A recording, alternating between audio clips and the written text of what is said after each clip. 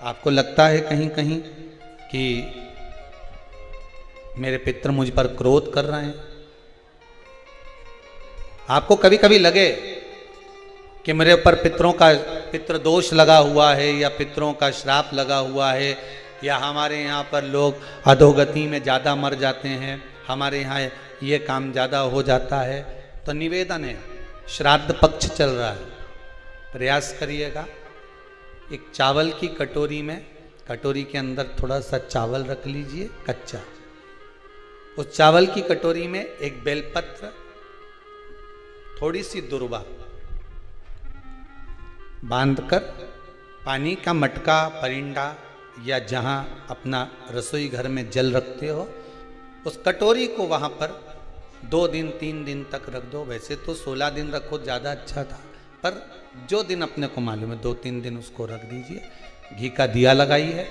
3 दिन के बाद में उस दुर्वा को, उस बेलपत्र को शिव बाबा को ले जाकर समर्पित कर दो। चावल पूरे घर में घुमाने के बाद चिड़िया को या नदी में या किसी जीव को प्रदान कर दो। महाराज, पितृदोष के निवारण का सुंदर तरीका।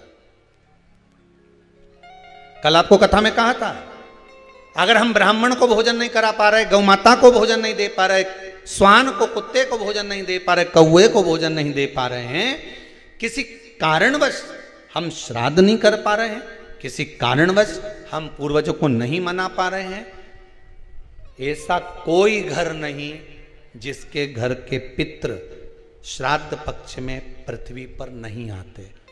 तुम पूछो मत पूछो, तुम्हारे घर के पूर्वज तुम्हारे यहाँ जरूर आते। दरवाजे पर आकर खड़े होते हैं पितृ, दरवाजे पर आकर हमारे घर के पितृ खड़े होते हैं, स्मरण करते हैं कि हमको यहाँ से कुछ भाग प्राप्त होगा, कुछ मिल जाएगा, कुछ प्राप्ति हो जाएगी। सम्मुख में आकर खड़े होते हैं। एक पहले नैमिषारण्य में कथा सुनाई थी जटा और मट्ठा की, आप लोगों को स्मरण होगा। 2 भाई हैं सगे। जटा की पत्नी बड़ी तेज थी, उसने पूर्वजों का पूरा धन अपने पास में रख लिया। श्राद्ध पक्ष में जटा और मट्ठा की कथा का स्मरण होना चाहिए, पितृदोष से मुक्ति होती है। जटा की पत्नी बड़ी तेज थी, अपने पूर्वजों का धन पूरा रख लिया। एक दिन जटा की पत्नी ने जटा से कहा, मट्ठा की पत्नी बड़ी तेज थी और मट्ठा की पत्नी ने सब कुछ अपने पास में रख लिया। एक दिन मट्ठा की पत्नी ने अपने पति मट्ठा से कहा, सुनो स्वामी, एक काम करो। मट्ठा ने पूछा, क्या? अब तुम्हारे भाई का तो कोई रोल रहा नहीं है, सब कुछ अपने पास आ गया है, क्यों फालतू का खर्चा करते हो, उसको घर में रखते हो, अलग करो। मट्ठा ने आज जटा को बुलाया, जटा सुनो, अब हम तुम्हारे साथ नहीं रहना चाहते, जाओ। वही वाली बात आ गई, देख लिया संसार हमने, सब मतलब के यार हमने देख लिया। तुम देते रहोगे, दुनिया को अच्छे लगोगे, देना बंद कर दोगे, दुनिया के लोगों में बुरे हो जाओगे। कोई तुम्हारे यहां मांगने आया, भैया देना 10,000, तुमने निकाल कर दे दिया, जी जी बहुत जोरदार, काका जी बहुत जोरदार। और दूसरी बार मांगने आया और तुमने नहीं दिया, फिर तो फोन आना ही बंद। सब मतलब के यार हमने देख लिया, देख लिया, कौन पूछे। मट्ठा ने हटा दिया जटा को, जटा चले गया। जटा ने कहा, भैया कुछ प्रॉपर्टी का हिस्सा तो दो। काय की प्रॉपर्टी? तूने माँ बाप की सेवा करी? भैया सेवा तो मैं नहीं करी ना, कौन ने करी? 2 भाई का हिस्सा तो होना चाहिए, नहीं दिया, धक्का मार कर निकाल दिया। एक बात अपनी जिंदगी में याद रखना, जमीन और जायदाद दुनिया के लोग, रिश्तेदार आपकी कब्जा कर कर रख सकते हैं, दुनिया के लोग आपका धन चुरा सकते हैं, दुनिया के लोग तुम्हारी दौलत चुरा सकते हैं, पर तुम्हारा भाग्य नहीं चुरा सकते। उस पर विश्वास रखना, उस पर विश्वास रखना, उस पर भरोसा रखना। ले ले जमीन, ले ले तो कितना लेगा, कितनी रजिस्ट्री कराएगा, कितना पैसा इकट्ठा करेगा, कर ले, ले जा। भाग्य ले जा सकता है, किस्मत ले जा सकता है? नहीं। उस पर विश्वास रखना कि ये ले गया ले जान दो, पर तू है ना मेरे साथ। बहुत क्या करेगा ये? रख लिया मठा ने, जटा को नहीं दिया। जटा की पत्नी रोती हुई कहती है, स्वामी चलो। छोटा सा झोपड़ा, 2 आम का पेड़ था, एक आम के पेड़ से एक आम का पेड़ पे एक बांस बांधा, उसके दूसरी 2 लकड़ियां लगा के उस आम के बीच में दोनों झोपड़ा बनाकर रहने लगे। पितृपक्ष आ गया, श्राद्ध आ गया। मठा की पत्नी ने बोला, सुनो, हमारे रिश्तेदार तो हमारे आना ही छोड़ दिए। रिश्तेदार आना कब छोड़ते हैं? जब तुम्हारे भीतर अहंकार बहुत बढ़ जाता। जरा जरा सी बात में मैंने वो प्रॉपर्टी खरीद ली, मैंने हाथ का ब्रेसलेट खरीद लिया, महाराज छोरा तो इतना कमाए, महाराज तो दुकान ऐसी चले। रिश्तेदार तुम्हारा बखान सुनने थोड़ी ना आए, रिश्तेदार तो तुमसे मिलने के लिए आए। दिल से मिलो, ये बखान दूसरी जगह करना। फिर अगर कहीं का बखान कर दे, वही वाली बात आ गई, हमने तो इतना मकान, हमारा ऐसा मकान, चीटी कह दे मेरे तेरे मकान में खूब घूमू ने, तू मेरे मकान में घूम के बता। फिर वही वाली बात आ गई कि नहीं? तो घूम के बता दो फिर उस मकान में।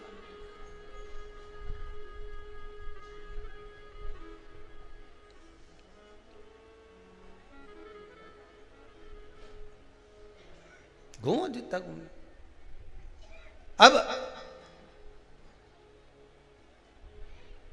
मठा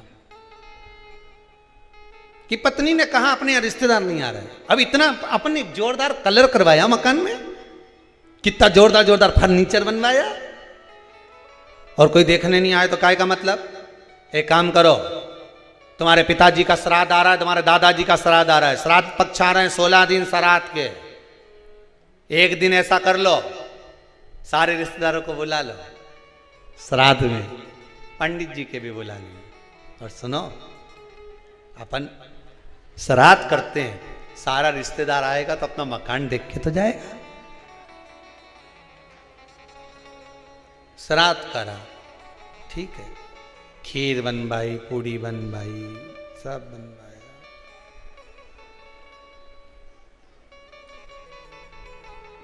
मठा की पत्नी ने करा। जटा की पत्नी बोली, सुनो, आज तुम्हारे दादाजी का श्राद्ध है, घर में कुछ है नहीं, पर सुनो, वो सामने जो व्यापारी है ना, जिसकी किराना की दुकान है, उससे आपकी अच्छी बनती है ना? हाँ, मेरा बचपन का दोस्त है, जाओ उसके यहां से कुछ थोड़ा सा लिया हो तो अपन खीर बना लेंगे, ब्राह्मण को दे देंगे, उसके घर पहुंचा देंगे। ब्राह्मण नहीं लेगा, नहीं आएगा तो गाय को दे देंगे, स्वान को दे देंगे। जाओ, वहां गया, सब मतलब के यार सबको। मित्र ने कहा, भाई देख, देने को मैं शक्कर दे देता, सामान दे देता, मना नहीं है, पर अब मैं दे नहीं पाऊंगा क्योंकि तेरी कमाई का स्रोत नहीं है। बैंक भी लोन उसी को देती है जिसकी फाइल में कमाई का स्रोत दिखता है। सही है कि गलत है? लोन लेने वाले जानते हैं, तुम्हारी कमाई देखेगी पहले बैंक, वहां से कितना आ रहा है, कमाई कितनी हो रही है, सर्विस में कितना मिल रहा है, उसमें ये कटवा देगा। बैंक लोन तब देती है जब तुम्हारी कमाई का स्रोत दिखता है।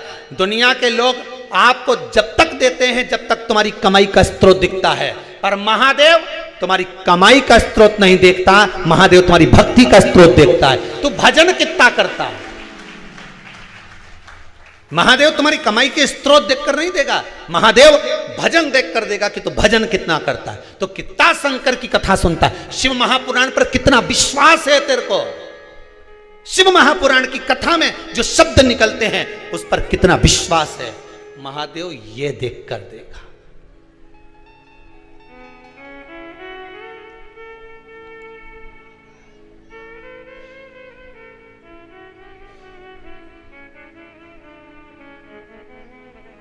अब विश्वास, मित्र ने मना कर दिया, मैं नहीं दे सकता तुझको, भाई मत दे, पर इतना तो दे दे कि मैं कंडा जलाकर, गोबरी जलाकर, गाय का गोबर जो है सूखा हुआ उसको जलाकर थोड़ी सी घी शक्कर ही छोड़ लो। शक्कर नहीं दूंगा, महंगी है। इतना सा गुड़ दे दिया, इतना सा घी डाल के दे दिया, ले जा। कटोरी में घी और गुड़ लेकर आया। जटा की पत्नी ने कहा लाए कुछ खीर बनाना। खीर नहीं है, ये गुड़ शक्कर है। कोई गुड़ और घी है, कोई बात नहीं, मैं कंडा जलाकर धूप दे दूंगी। अभी घर में पोछा लगा लूं, झाड़ू लगा लूं, दरवाजा पे पानी छीट दूं, थोड़ा सा चौक पोड़ दूं दरवाजा पे, फूल रख दूं दरवाजा पे। कर दिया। उधर पितृलोक से पित्र आए। सबसे पहले पित्र जो पुराना घर होता है वहीं जाते हैं, क्योंकि अंतिम संस्कार जिस घर से होता है पितृ सबसे पहले उसी स्थान पर पहुंचते हैं जो पुराना मकान हो, भले वो किराए का क्यों ना हो। सबसे पहले पितृ वहां पहुंचते हैं। पितृलोक से पित्र आए, दरवाजे पर पहुंच गए। जैसे ही सबसे पहले मठा के घर में गए तो क्या जाकर देखा कि वहां तो रिश्तेदार पूरी सब्जी खा रहे हैं। सारे के सारे रिश्तेदार चकाचक भोजन कर रहे, ना तो धूप छूटी, ना गाय का दिया, ना स्वान का दिया, क्योंकि इनको तो श्राद्ध केवल लोगों को दिखाने के लिए करी थी। वहां तो ना तो धूप छूटी, ना गाय का भोजन दिया, ना स्वान का भोजन, ना कौवे का भोजन, ना ब्राह्मण भोजन दे दिया। पितृ भूखे, विचार करा क्या करें कि छोटा छोरा रे, हमारा पोता रे छोटा, पर उसके घर में कुछ भी नहीं, क्या देगा वो। फिर भी चलो भूखे रहेंगे साल भर। पितृ पक्ष में अगर पितरों को भोजन नहीं मिलता, साल भर भूखे रहते हैं। दूसरे पितृ जो खाकर आते हैं उनकी जो राल टपकती है, उनका जो कफ गिरता है, हमारे पितृ वो चाटते हैं। वो चाटते हैं तो बद्दुआ देते हैं कि मैं तब भरा पूरा छोड़ कर आया था, इतना देकर आया था, कम से कम आज मुझे कंडे पर घी और शक्कर ही छोड़ देते, गुड़ का ही भोग लगा देते, कम से कम मुझे राल चाटने को तो नहीं पड़ता। बद्दुआ देते हैं साल भर, इसलिए घर में सुख नहीं रहता, शांति नहीं रहती, पैसा नहीं टिकता, शुभ कार्य नहीं होता, बड़े दुखी होते हैं पितृ, बड़े दुखी। पितरों ने सोचा एक दरवाजे से नहीं मिला, दूसरे दरवाजे से कुछ खाकर चले जाऊं, ऊपर जाऊंगा तो लोग क्या कहेंगे। जटा के घर गया, पितृ दरवाजे पर पहुंचे। जटा की पत्नी ने कंडा जलाया था, गोबरी जलाई थी, जलाई रखी दरवाजा के पास में, भगवान से प्रार्थना कर कर गुड़ और घी छोड़ दिया। गुड़ घी छोड़ा, पितृ चले। 16 दिन तक पितृ पृथ्वी पर भ्रमण करते हैं। 16वें दिन पितरों के देवता आर्यमा कौवे पर बैठ कर आते हैं। अमावस्या के दिन प्रदोष काल में शाम के समय आते हैं, पितरों को वापस बिठाते हैं, पितृलोक ले जाते हैं। जितने संसार के पितृ हैं सब अमावस्या के दिन शाम के समय पितृलोक जाते हैं। इंतजार कर रहे थे पितृ, आर्यमा आए, पितरों के देवता आर्यमा स्वामी आए, कौवे पर बैठ कर आए और हमें लेकर जाए। सारे पितरों से आर्यमा स्वामी ने कहा जाओ, तुमने 16 दिन भोजन करा है, अब जाकर घाट पर पानी पी लो। कोई नदी, कोई तालाब, कोई सरोवर, कोई कुंड, कहीं जाकर शाम के समय पानी पीने के लिए पितर जाने लगे। पितर जब पानी पिए, पानी पीते से पितरों ने सोचा एक दरवाजे से भोजन नहीं मिला, उसके यहां भोजन मिला जिसके यहां कुछ भी नहीं था। पितरों ने विचार करा आर्यमा स्वामी को आने में देरी है, आज अमावस्या है, घर के लोग दीप लगाएं उससे पहले एक बार उसके घर हो जाऊं जिस घर से दीपक आ रहा है, घाट पे लगने के लिए, नदी के तट पर, तालाब पर, सरोवर कुएं पर दिया लगने शाम को आएगा, उससे पहले मैं उसके घर हो जाऊं। और पितर घर पर जाकर क्या देखे, बच्चे भूखे थे, माँ से भोजन मांग रहे थे, माँ 5 दिन से अन्न नहीं खाया, दे देना माँ। माँ कहती है नहीं है। माँ फिर कंडा जलाकर तूने ये घी और गुड़ कहाँ से ला कर दिया? बेटा पितरों के लिए लाई थी, मांग कर लाई थी, तुम्हारे लिए नहीं है। एक काम करो, मैंने हंडी रख दी है, एक बर्तन रख दिया, भगोनी रख दी, उसको प्लेट से ढक दिया, उसमें भोजन रखा है, मैं 2 दिन बाद दे दूंगी। बेटों ने जाकर देखा तो उसमें भोजन नहीं था। माँ तू रोज तो वो भगोना दिखाती है, पात्र दिखाती है और कहती है भोजन मिलेगा। 3 दिन हो गए माँ, 5 दिन हो गए, नहीं मिला माँ। और 2 दिन का बोलती है। कोई बात नहीं। पितर वापिस आए, दरवाजे से लौट कर वापिस घाट पर आए। घर का बेटा दिया जलाने के लिए आया नदी के तट पर। पितर आचमन कर रहे थे पानी का।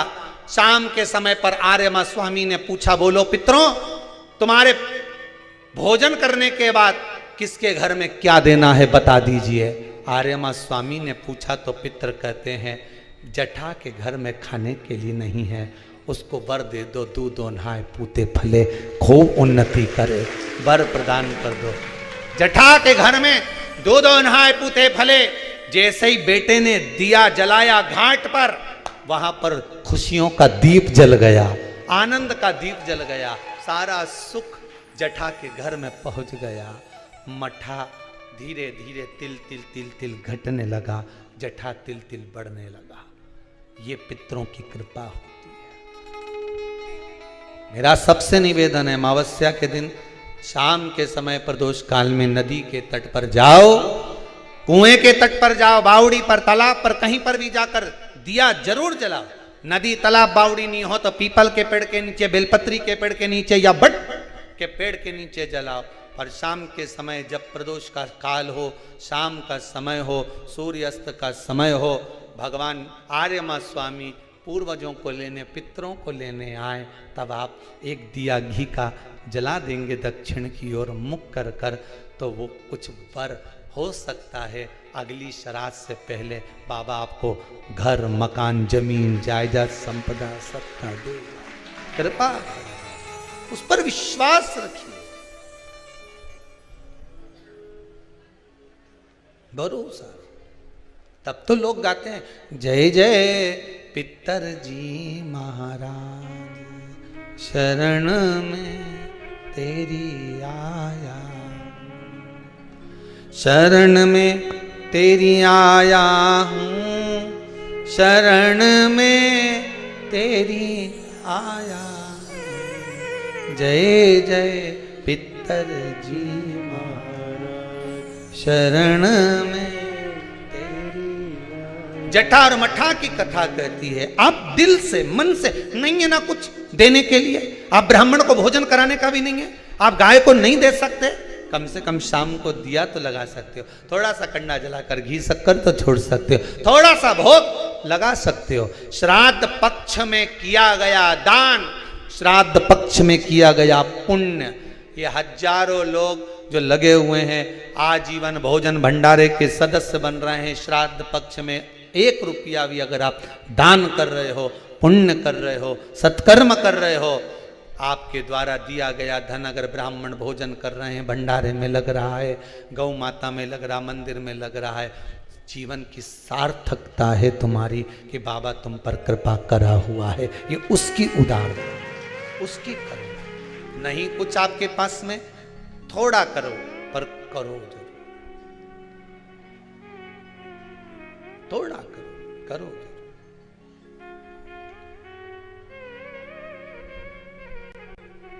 शंकर भगवान श्राद्ध का भोजन करने गए थे। मेरे शंकर जी को बहुत शौक है श्राद्ध का भोजन करने का, बहुत। एक बार अयोध्या घूमने के लिए गए तो राम जी अपने पिताजी का श्राद्ध कर रहे थे। शंकर भगवान ने कहा, पार्वती। पार्वती जी बोली, बोलो प्रभु, भूख लग रही मेरे को। पार्वती जी बोली, तुम कभी भी पृथ्वी घूमने आते तो भूख तो कभी नहीं लगी, आज कहां से लग गई तुमको? शंकर भगवान बोले, मुझे तो भूख लग रही, चाहे कुछ भी हो जाए। पार्वती, चलो भोजन बना दूं, मैं घर पे खिलाऊंगी कैलाश पे। पार्वती, नहीं मैं तो यहीं खाऊंगा। शंकर भगवान बोले, पार्वती बोली, यहाँ कहाँ जाओगे? पार्वती, मैंने तेरे हाथ का भोजन तो खूब करा पर श्राद्ध का भोजन नहीं करा। पार्वती जी बोले ये कहां का फैशन है कि श्राद्ध का भोजन करना है? नहीं मैं तो जाऊंगा। मैं तो कहां जाओगे? राम जी के यहाँ। अरे भगा देंगे तुमको। शंकर जी बोले ऐसे रूप थोड़ी ना रख के जाऊंगा, अच्छा पंडित बन के जाऊंगा, जनेऊ मनू पहन के जोरदार त्रिपुंडा मरपुंडा लगा के जटा जूट बांध के, तो चिंता मत कर। पार्वती जी बोली वो तो सब मालूम है, एक बार गए थे वहां, सब पहचान में आ जाता है, मालूम है। शंकर जी बोले तू जा यहां से। पार्वती गई कैलाश, शंकर गए राम जी के घर।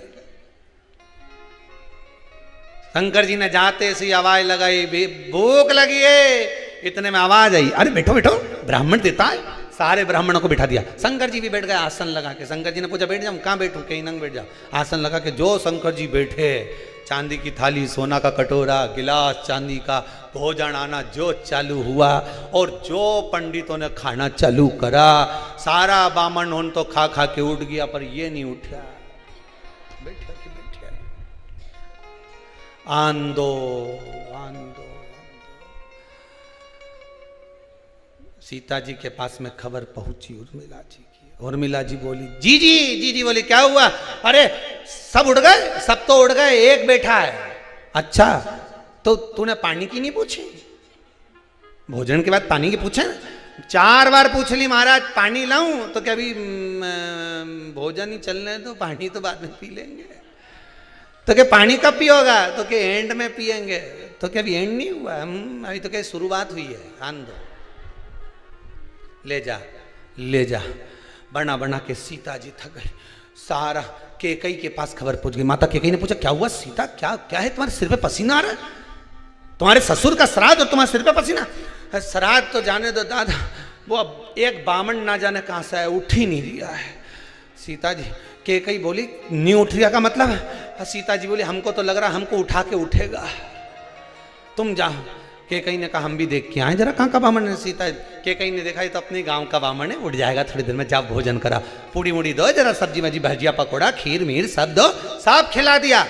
भगोने के सब खाली पड़े, और बना लो कि बनाने वाली डबल से लग गई और खा गए।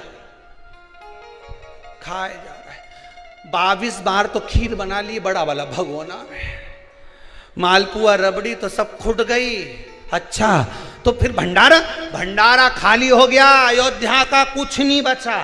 बाजार से लिया कि बाजार भेज दिया हनुमान को लेने के लिए। हनुमान जी बाजार गए, सारा किराना का सामान लिया। किराना का सामान ला के अंदर जा रहा था, इतने में शंकर जी बोले रेन दो, अंदर जाएगा वापस बाहर आएगा, इससे अच्छा यहीं धर दो। अब के सूखा की सूखा आटा निपटाते जा रहा है, सूखा की सूखा बेसन खा जा रहा है, क्या नुक्ति अंदर ही बन जाएगी, खान दो। मूंग की दाल ला तो के अंदर ही दही बड़ा बन जाएगा, उड़द की दाल का, तुम तो आन दो, अंदर जान दो। फिर समझ में नहीं आ रहा है। सीता जी रोती रोती राम जी के पास पहुंची। राम जी ने पूछा क्या हो गया, क्यों घबरा रही है? ब्राह्मण को क्या हो गया? कुछ नहीं, ब्राह्मण बैठा है भोजन करने, तो कराओ कि कुछ नहीं बचा दादा, कुछ नहीं बचा, सब खा गया वो। बामन कौन सा है? राम जी जो जाकर देखे, देखते सी राम जी ने कहा वाह महादेव, गजब कर गया, आज तू आ गया, गजब, 16 श्राद्ध का भोजन करने और महादेव। राम जी ने कहा सीता अब तू परोसने मत जाना, अब मत जाना परोसने। सीता जी बोली नहीं जाऊंगी। फिर कौन जाएगा? सीता जी बोली तो चिंता मत कर, अब भी आए। राम जी ने हाथ जोड़ के माता जी को बुलाया, अन्नपूर्णे सदा पूर्णे शंकर प्राण वल्लभे, आ जाओ माता, भेरू भोजन कर ही दिया है। शंकर जी भोजन करने बैठे, आओ जगदम्बा। पार्वती जी बड़ी नथ पहनकर, सिर पर बोर लगाकर, बड़ी बिंदी लगाकर, नैनों में सुरमा, सुंदर बेणी लगाकर, हाथ में गजरा, पांव पैजनिया, सुंदर करधनी पहनकर माता पार्वती जोर पायल की नाद करते हुए आई। शंकर जी तो खाना में बिलिया थे, खूब खाने में लगे, इधर उधर तो देखे ही नहीं, खाए जाए खाना में बिले। और पार्वती जी ने आकर एक लड्डू जो धरा, शंकर जी ने वो लड्डू जो मुंडा में धरा, धरते से समझ में आ गया है कि ये तो उसी ने बनाया है।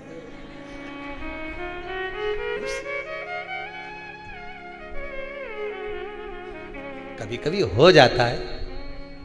एक पति ऑफिस से आया, कहीं प्रवचन में सुन के आ गया कि पत्नी जो भी बनाए उसकी तारीफ जरूर करना चाहिए। पति ने आज तक पत्नी के बनाए हुए भोजन की तारीफ नहीं करी थी। आज ऑफिस से आकर प्रवचन में सुनी आया था, कहीं कथा में सुन लिया होगा, कहीं महाराज की कथा सीवर वाला की, और सुन के तारीफ करने बैठ गया। क्या जोरदार पराठा बना, ये सब पराठा जिंदगी में कभी नहीं खाया, क्या जोरदार बनाया है। पत्नी अंदर गई ने बेलन ला के जो पटी के धोया, जो धोया। पति बोले क्या हो गया। पत्नी बोली 40 साल मेरे हाथ का खाया तब तारीफ नहीं करी, आज पड़ोसन के हाथ से आया तो तारीफ कर रहा, जो धोया। पति सोचा आज के बाद आंदे सीवर वाला महाराज की कथा कभी नहीं देखूंगा। तारीफ करने की बोली तो मैंने कर दी, तारीफ करने का बोला था हमने, करे सकता तारीफ। पार्वती जी ने जो लड्डू दिया शंकर भगवान पाए, जो भोलेनाथ जी ने लड्डू खाया समझ गए ये उसी ने बनाया। और जो ने लड्डू खाता खाता ने ऊपर देखा नहीं, पार्वती जी ने दोनों नेना मटका दिया। चलना है कि बैठना है। कहीं पति अगर जब ज्यादा रिसेप्शन में या पार्टी में ज्यादा फाका फाकी करे नहीं, और पत्नी काजल माजल लगा के जूड़ा मूड़ा लगा के पिन लगा के इशारा में ही बोल दे चलना है, उत्ता में तो ये आगे जगदम्बा भेरू पीछे, आगे आगे तू चल पीछा में चल। पार्वती जी ने जो इशारा करा, शंकर भगवान उठ के जल लाओ, जल जल्दी लाओ। सीता जी को इशारा करा पार्वती जी ने, अब लिया नहीं वापिस बैठ जाएगा। ये कोई साधारण नहीं है, ये भांग का खाया हुआ व्यक्ति कितना खाना खा जाए किसी के नहीं मालूम पड़े दादा। सही है, जो भांग भांग खाए नहीं वो उसके खाना रख दो सामने, खाए लाओ जल्दी वापिस बैठ जाएगा, इसका कोई ठिकाना नहीं, जल्दी लाओ। पानी लाए, जो भोलानाथ जी के देना, भोलानाथ जी ने जो आचमन करा, आचमन करते से ही शंकर भगवान उठ के खड़े होके बोले अगला श्राद्ध जरूर आऊंगा। इतने में तो सीता जी बोली रहने दो दादा, तुम मत आना, तुम्हारे चक्कर में हमारा श्राद्ध हो जाएगा, अगला श्राद्ध तुम रहने दो, तुम मत आना, तुम मत आ जाना। महाराज अब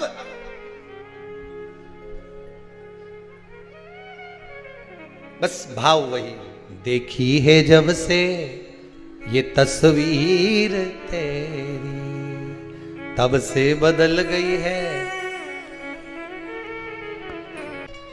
वेदव्यास जी ने ये 24,000 श्लोक की शिव महापुराण की जो कथा दी है, ये हमारे कल्याण के लिए दी।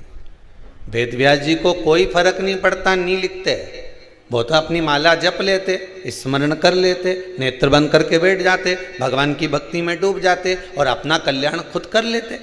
करते कि नहीं करते? पर उन्होंने इस शिव महापुराण को 24,000 श्लोक को क्यों लिखा? दुनिया भर के उपाय इस शिव महापुराण में क्यों लिख दिए? महाभारत में तो कोई एक भी उपाय नहीं लिखा उन्होंने, भागवत जी में कोई उपाय नहीं लिखा उन्होंने, रामचरितमानस में किसी ने उपाय नहीं लिखा, सारे पुराणों में कोई उपाय नहीं लिखा, पर शिव महापुराण में 24,000 श्लोक में शंकर जी की पूजन का एक एक उपाय, एक एक महत्व लिख दिया कि इसको करने से ये लाभ होगा, इसके करने से ये लाभ होगा, इसके करने से ये लाभ होगा। क्यों? वेदव्यास जी से कोई पूछे कि तुमने सारी पुराण में ये उपाय नहीं लिखे, पर शिव महापुराण में इतने सारे उपाय क्यों लिख दिया? तो वेदव्यास जी कहेंगे कि जो घर का बाप होता है ना, वो अपनी औलाद को दुखी नहीं देख सकता, ये मेरी संतान है, ये दुखी ना रहे, इसलिए मैंने सारे उपाय, जैसे वसीयत लिखते हैं ना, डोकरा डोकरी लिखे कि नहीं लिखे? ये बूढ़ा बूढ़ा लोग, बुजुर्ग लोग जब मरने से पहले वसीयत लिखे हैं, बड़ा छोरा के ये 2 कमरा दिया कबेलू वाला, छोटा छोरा के इधर का 2 कमरा दिया, लिख दे वकील साहब, और मंझला छोरा के पीछे का बाड़ा दिया, लिख दो, और हमारी दोनों छोरियों के आधा आधा बीघा जमीन दी, लिखो। लिखा कि नहीं लिखा? तो घर के बुजुर्ग ने क्यों वसीयत लिखी? उसको मालूम था कि जब मैं मर जाऊंगा मेरे प्राण छूट जाएंगे, तब इनको ये वसीयत मिलेगी तो ये लड़ेंगे नहीं, झगड़ेंगे नहीं, अपनी अपनी जगह पे जाकर बैठ जाएंगे। और अपनी जगह पर जाकर बैठ गए तो ये किसी से नहीं झगड़कर अपने काम में लग जाएंगे, तो आगे चलकर तरक्की कर जाएंगे। नहीं तो प्रॉपर्टी का झगड़ा में अगर पड़ गए तो वो महाभारत देख लो। इसलिए बुजुर्ग लोगों ने अपनी अपनी वसीयत बना दी। उनने लिख दिया इधर का 2 कमरा इसका, इसकी जमीन ये, इसका भाड़ा ये, इसकी जमीन ये। उनने लिख के दे दिया कि ये आगे झगड़ा ना हो और इनकी जिंदगी संवर जाए। उसी तरह वेद व्यास जी ने भी शिव महापुराण में सारे टोट के लिख दिए कि यहां वहां मत जाना, झगड़ा मत करना, इधर उधर मत पड़ जाना, शंकर के चरणों में जाकर बैठ जाना, तेरी वसीयत यही है। बस इसको तूने एक बार अच्छे से पढ़ लेना। इस वसीयत को अगर तूने एक बार से पढ़ ली, इस शिव महापुराण को एक बार अच्छे से सुन ली, तो ये पक्का है कि किसी में झगड़ा करने नहीं जाएगा और तू अपना है और अपना ही रह जाएगा अपनी मस्ती में। कौन कहता है कि तुम ये करो ने वो करो? तुम तो शंकर ने जो कहा, वेद व्यास जी ने जो वर्णन करा, तुम तो वो उपाय करो। और करने वालों ने करा, ये लिख के आया। यही विश्वास मेरे शंकर के प्रति बस आपके जीवन में बना रहे और बाबा आपको देता रहे। इस भूमि का प्रताप, शिव महापुराण की कृपा और आपका विश्वास। तेरे दरबार की बाबा निराली शान देखी है, तेरे दरबार की बाबा निराली शान देखी है। तुझे देते नहीं देखा पर झोली भरी देखी है। वो सामने आकर कभी नहीं देता। दुनिया के लोग कहें किसी और वाला महाराज बैलेंस डलवाएगा तो मना कर देना, उसके पास तो खुद नहीं दूसरे डलवा रहे। उसका बैलेंस जो डलवा रहा है वही हमारा भी डलवा रहा है। आप तो बस उसकी शरण में चले जाओ, आगे ठीक करना, उसको कहाँ तक लेकर जाना है ये उसके हाथ में। एक बात पहले कही थी, आपने सुनी होगी टीवी चैनल के माध्यम से, घड़ी बेकार हो जाए तो इसको कपड़े की दुकान पे ठीक नहीं करा सकते। करा सकते हो क्या? नहीं। घड़ी बेकार हो जाए तो इसको किराना की दुकान पर ठीक नहीं करा सकते। घड़ी बेकार हो जाए तो इसको किसी अन्य जगह पर, गाड़ी की दुकान पर या किराना की दुकान पर या चाय की दुकान पर ठीक नहीं करा सकते। घड़ी अगर ठीक होगी तो कंपनी में ही होगी, घड़ी की दुकान पे ही होगी। घड़ी की दुकान पर जाओगे तो घड़ी वाला भी कह देगा ये घड़ी मुझे दे जाओ, 7 दिन में मैं इसको ठीक कर दे दूंगा, नहीं 7वें दिन के बाद में तुम आकर इसको लेके चले जाना। बस मनुष्य की भी जब घड़ी ठीक नहीं चले, उसे लगे कि अब मेरा समय ठीक नहीं चल रहा है, विपदा पे विपदा आ रही है, व्यापार नहीं चल रहा, काम नहीं चल रहा, बहुत टेंशन चल रहा है, परेशानी चल रही है, तो उसका नाम है कालों का काल, महाकाल। कालों का काल मतलब घड़ी मतलब काल। काल अधिपति महाकाल को कहते हैं। निवेदन है घड़ी ठीक ना चले तो कपड़े वाले की दुकान पर मत ले जाना, दुनिया भर में डोलते मत फिरना कि वो मुंडी घुमाए नहीं तो उसके पास चले गए ना, वो चावल लेकर वहां पहुंच गए, न नारियल लेकर वहां पहुंच गए, न अगरबत्ती लेकर वहां पहुंच गए। किसी के दरवाजे नहीं जाना। घड़ी बेकार हो जाए तो बस उसी के पास जाना जिसने घड़ी बनाई है। काल किसने बनाया? महाकाल ने। समय किसने बनाया? महाकाल ने। दिन किसने बनाया? उसी ने। घड़ी, नक्षत्र, पल, समय सब शंकर का बनाया हुआ है। शिव महापुराण में लिखा हुआ है। एक एक चीज जितने बार बनाए, जितनी तिथि बनाई, जितने नक्षत्र बनाए, जितना समय बनाया, जितने ग्रह बनाए, सब शंकर ने बनाए। तो घड़ी उसने बनाई है तो सुधारेगा भी वही। इसलिए उसकी दुकान पर जाकर बैठ जाना कि अब मैं यहाँ आ गई हूँ, 7 दिन में ये घड़ी तुझको देके जा रही हूँ। यहाँ बोल कर जाना कि मैं तेरे दरबार पर आकर ये बोल कर जा रही हूँ कि मेरी घड़ी सुधार देना, ये समय बेकार चल रहा है, इस समय को निकाल देना और मैं तेरी हो जाऊं, बस इतनी कृपा कर देना। ये घड़ी बहुत बेकार चल रही है। आए दिन हमारा छोरा का एक्सीडेंट हो जाए, कहीं टेंशन आ जाए, कहीं लक्ष्मी नहीं आए, दुकान 4 दिन चले न 4 दिन नहीं चले, लड़के की नौकरी नहीं लग रही, सर्विस नहीं लग रही, कहीं ब्याह नहीं हो रहा, तो ये घड़ी बेकार चल रही है। इस घड़ी को सुधारने का प्रयास करो, बस वो घड़ी सुधर गई तो बस जीवन सुधर गया। और घड़ी एक ही सुधार सकता है, वो घड़ी की दुकान वाला ही सुधार सकता है। नहीं सुधरेगी तो वो क्या करेगा, कंपनी में भेज देगा। दुकान वाले से नहीं सुधरेगी तो कंपनी में भेज देगा। तुम कथा से नहीं सुधरी घड़ी तो फिर क्या करेगा, एक काम करो, तुम तो भैया काशी चले जाओ, उज्जैनी चले जाओ, वहां कंपनी है, वहां कंपनी है, इसी का माल वहीं से निकलता है। तुम वहां जाओ और वहां जाकर भगवान का गुणगान गाओ, और वहां बैठकर बस भगवान का गुणगान जब तुम गाते रहोगे तो यह पक्का है कि तुम्हारी घड़ी सुधर सकती है, उसमें कुछ देरी ना लगेगी। मनुष्य का जब शरीर मिलता है, मानव की जब देह मिलती है, जब ऊपर से इस मानव का शरीर प्राप्त होता है, तो व्याधियां, दुख इसके साथ में लिखकर भेज दिया जाता है। हम ये नहीं कहेंगे कि दुख नहीं आएगा, दुख तो आएगा, पर भगवान का गुणगान गाओगे तो धीरे धीरे कटता चले जाएगा। दुख तो आना है, सुख है तो दुख भी रहेगा। व्याधियां तो जब हम पैदा हुए उस समय से भगवान ने लिख कर भेज दी कि शरीर में ये व्याधियां रहेंगी, कभी घुटना दुखेगा, कभी सिर दुखेगा, कभी हाथ पैर दुखेगा, कभी मुंडा दुखेगा, कभी आंख से दुखेगा, कुछ ना कुछ तो तकलीफ रहेगी। पर इन व्याधियों से निकलने का प्रयास करना, अर्थात भगवान की भक्ति में इतना मन लगा दो, भगवान के भाव में इतने डूब जाओ कि तुम्हारी चिंता उसकी हो जाए।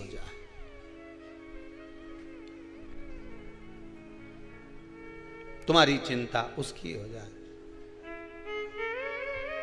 ये संसार सब व्यर्थ। देख लिया संसार हमने देख लिया,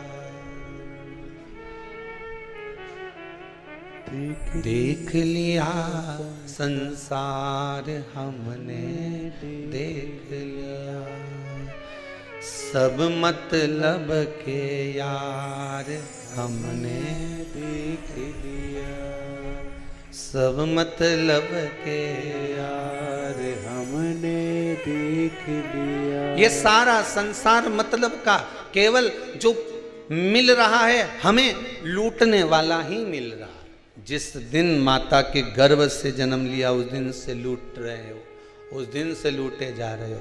सब कोई मिलकर हमारा समय लूटे जा रहे हैं और वो बर्बाद होते चले जा रहे हैं।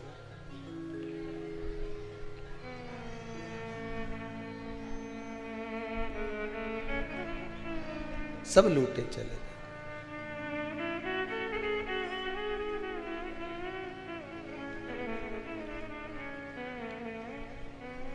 संपूर्ण तन निरोग धन जेब में तब तक, तन निरोग धन जेब में तब तक, मन से सेवा करोगे जब तक, मानेगा परिवार हमने देख लिया, देख लिया संसार हमने देख लिया, सब मतलब के यार हमने देख लिया। ये शरीर अच्छा रहेगा तो बच्चे भी कहते हैं मम्मी जरा जाके चाय बना दो तो, शरीर अच्छा है जाओ जरा रोटी बना दो तो, जाओ जरा ये कर आओ तो। और बीमार पड़ गए, ज्यादा दिन तक 2-4 दिन तुम्हारी बीमारी के तो कोई भी झेल लेगा ना, 8 दिन तक तो कोई भी झेल लेगा ना, 15-20 दिन तक जब पलंग पे पड़ जाओगे कौन झेलेगा। अब तो सब एक ही काम ना करेंगे, बाबा अब इनसे बढ़ नहीं रहा, मुंडा से आवाज नहीं निकल रही, आंखों से दिखाई नहीं दे रहा, अब पानी घुटका नहीं रहा, अब तो भगवान से के भगवान का ही कर दो। महाराज जी के फोन लगा के पूछा गीता जी का कौन सा अध्याय सुना तो कि डोकरी निपट जाए।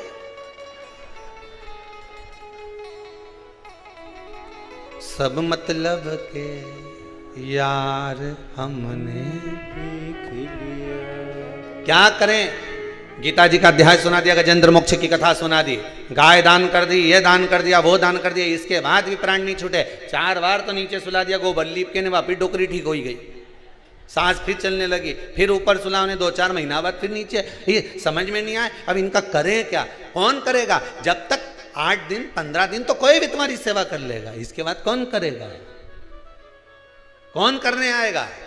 शिव महापुराण की कथा कहती है,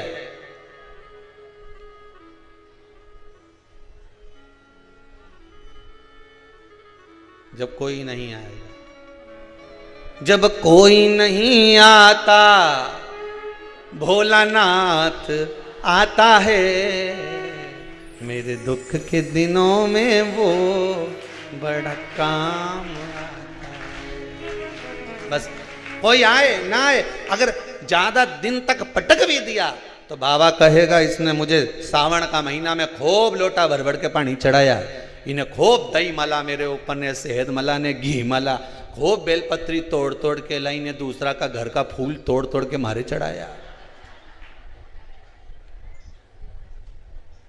देख लेती थी उसका दरवाजा बंद है तो फूल तोड़ के लिए आती थी, खूब लाई, खूब चढ़ाया। चिंता मत कर, शंकर जी कहते हैं अब तेरे परिवार वाले अगर तेरी सेवा नहीं करेंगे तो ये हमारी घरवाली कहीं करेगी, पार्वती जी क्या करेगी? भगवान शंकर ने पार्वती जी को पास में रखा है, क्यों? पार्वती को फ्री रखा है शंकर जी ने, सबसे फ्री माता, माता पार्वती। रोटी बनाने का टेंशन नहीं, क्योंकि शंकर जी उतना खाए ही नहीं। आकड़िया की रोटी बनाई, काकड़िया की साग, पर से माता पार्वती जी पावे भोलानाथ। बस उनने तो 2 टिक्कड़ सेकी, चूल्हा में डाली, भून के बाहर आई ने, दोच के पीस के उसका चूरमा बनाया, उनमें गुड़ मिलाया। कपड़ा धोने का टेंशन नहीं, कपड़े ही नहीं है तो धोवा क्या? कितनी फ्री रखा भगवान ने पार्वती जी के, न रोटी का टेंशन न कपड़ा का टेंशन।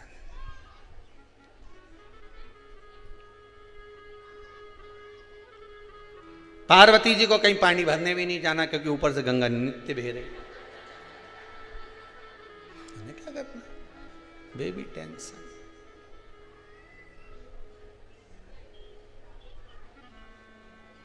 कहीं मिलने जाने की जरूरत है ही नहीं, कहां मिलने जाए?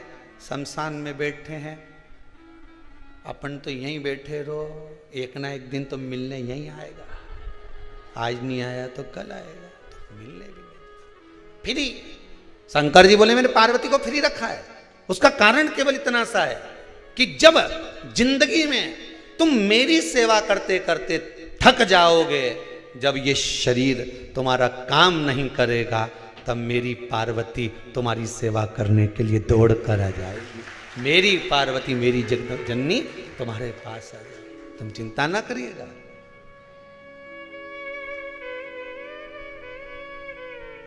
पहले तो भगवान से इतनी प्रार्थना करते रहना, भगवान एक कृपा कर रखना, अंतिम समय तक महाराज या पाँव चलाते रहिए ना, ये शरीर चलाते रहना, बस इतनी कृपा करके रखना कि इस शरीर से मैं दौड़ दौड़ कर कुबेरेश्वर धाम पहुंच जाऊं, ने कथा सुनियाऊं, ने भजन कर लूं, ने कीर्तन कर लूं, ने नाम जाप कर लूं। इस शरीर को ऐसा बना कर रखना, ये शरीर पटक मत देना तू पलंग के ऊपर, कहीं ले जाकर खटिया पे पलंग पर पटक देगा, कौन करेगा? इसलिए भोलेनाथ जी से कहना, प्रथम सुख निरोगी काया, सबसे पहला सुख है निरोगी काया, मेरे को निरोग बनाकर रखना, शरीर अच्छा रखना तो मैं भजन कर सकूंगी, स्मरण कर सकूंगी।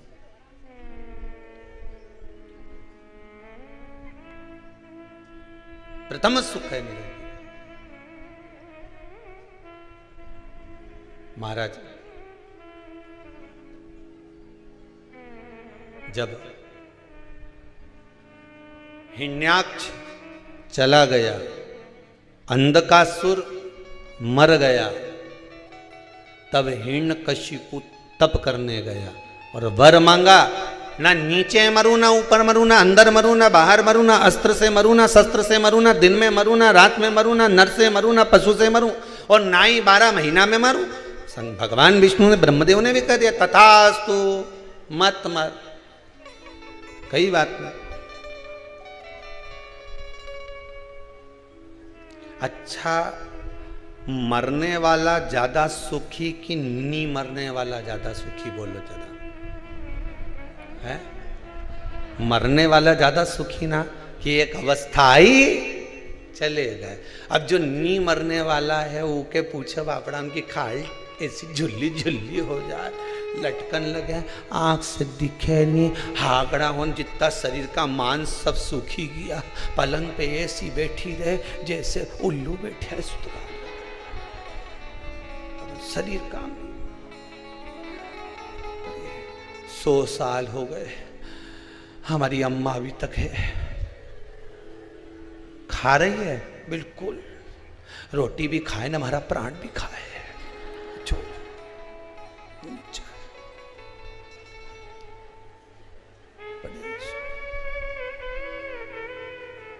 अब वो अम्मा के दिल से पूछो, वो रोज भगवान से प्रार्थना के मारे उठा ले,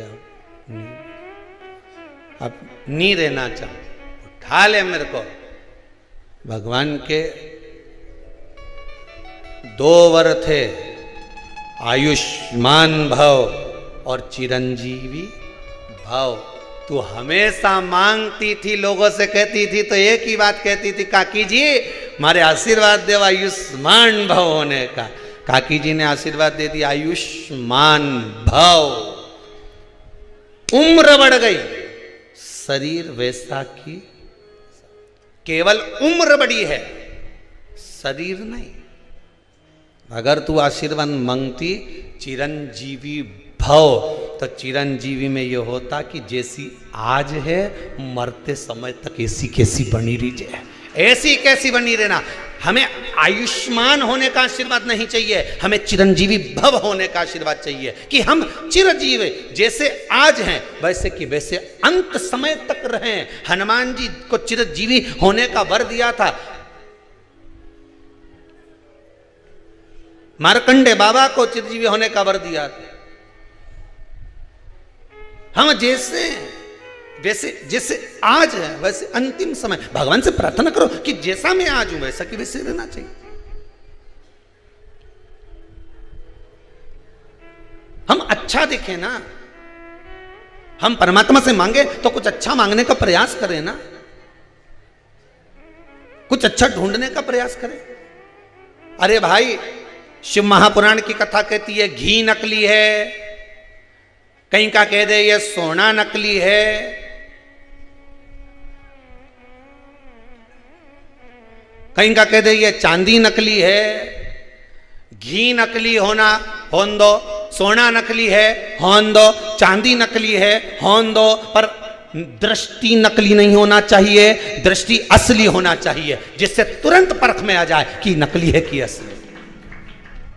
सबसे टेंशन की बात तो यह है कि लोगों ने अपनी दृष्टि को नकली कर लिया। दृष्टि नकली हो गई, असली नकली नजर आता है और नकली जम के बोलो असली नजर आता है। जो असली का सोना है ना वो तो लगे कहीं तक चमके सोना, असली का सोना तो क्या नकली है, और नकली का कहीं का लाके पटक जाए, लो साहब ये सोना ले लो, मेरे पास तो तेरा फालतू का आ गया था, मैं तो कम में बेच रही हूं, और नकली टिका के चले गया, तो क्योंकि असली ये असली। यशोदा जी के साथ भी यही हुआ। पूतना आई, क्या जोरदार रूप धर के आई, तो क्या कि ये असली गोपी है, और शंकर जी आए तो क्या कि ये नकली है। यशोदा जी के साथ भी हुआ। पूतना आई और आते से ही बोली यशोदा रानी मैं ब्रज की गोपी हूं, मुझे ब्रज की गोपी हूं, मैं पूतना, मैं ब्रज की गोपी, थोड़ा सा कुछ लेने के लिए आई हूं, बधाई दे दो। और यशोदा जी ने तुरंत अपने लाला को गोदी में दे दिया पूतना की, ले बहन इसको संभाल, मैं तेरे लिए बधाई लेकर आती हूं। पूतना की गोद में ठाकुर जी को दे दिया। ठाकुर जी ने कानों से सुन लिया, मेरी मैया ने इसको बहन बोला है, और मेरी मैया की बहन है तो मेरी मासी है। भगवान को क्या मालूम था कि गले की फांसी है, वो तो समझे मासी है, उनको क्या मालूम था, बहन कह दिया। पूतना आई, बालक गोदी में दे दिया, और भगवान शंकर आए तो नीदू ये कहीं का बाबा लग रहा है, जरूर मुझे तो लगे कि ये कहीं का असुर है, ये तोक के ले जाएगा भगवान के। अब जो आई थी वो राक्षसी थी, ये आया है तो देव अधिदेव मां देव।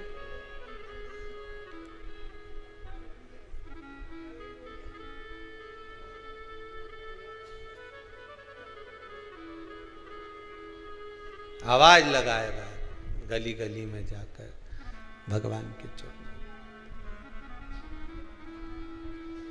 कि मुझे लाला का दर्शन करा दो, पर नहीं, कौन कराए।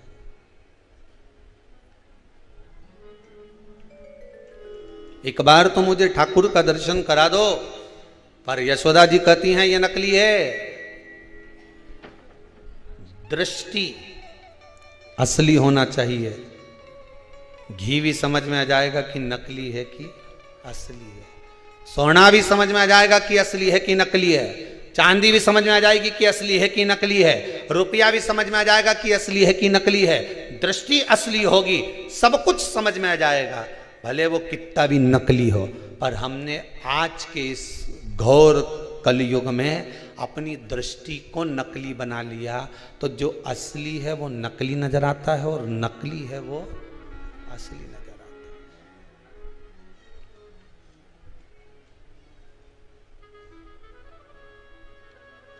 कितना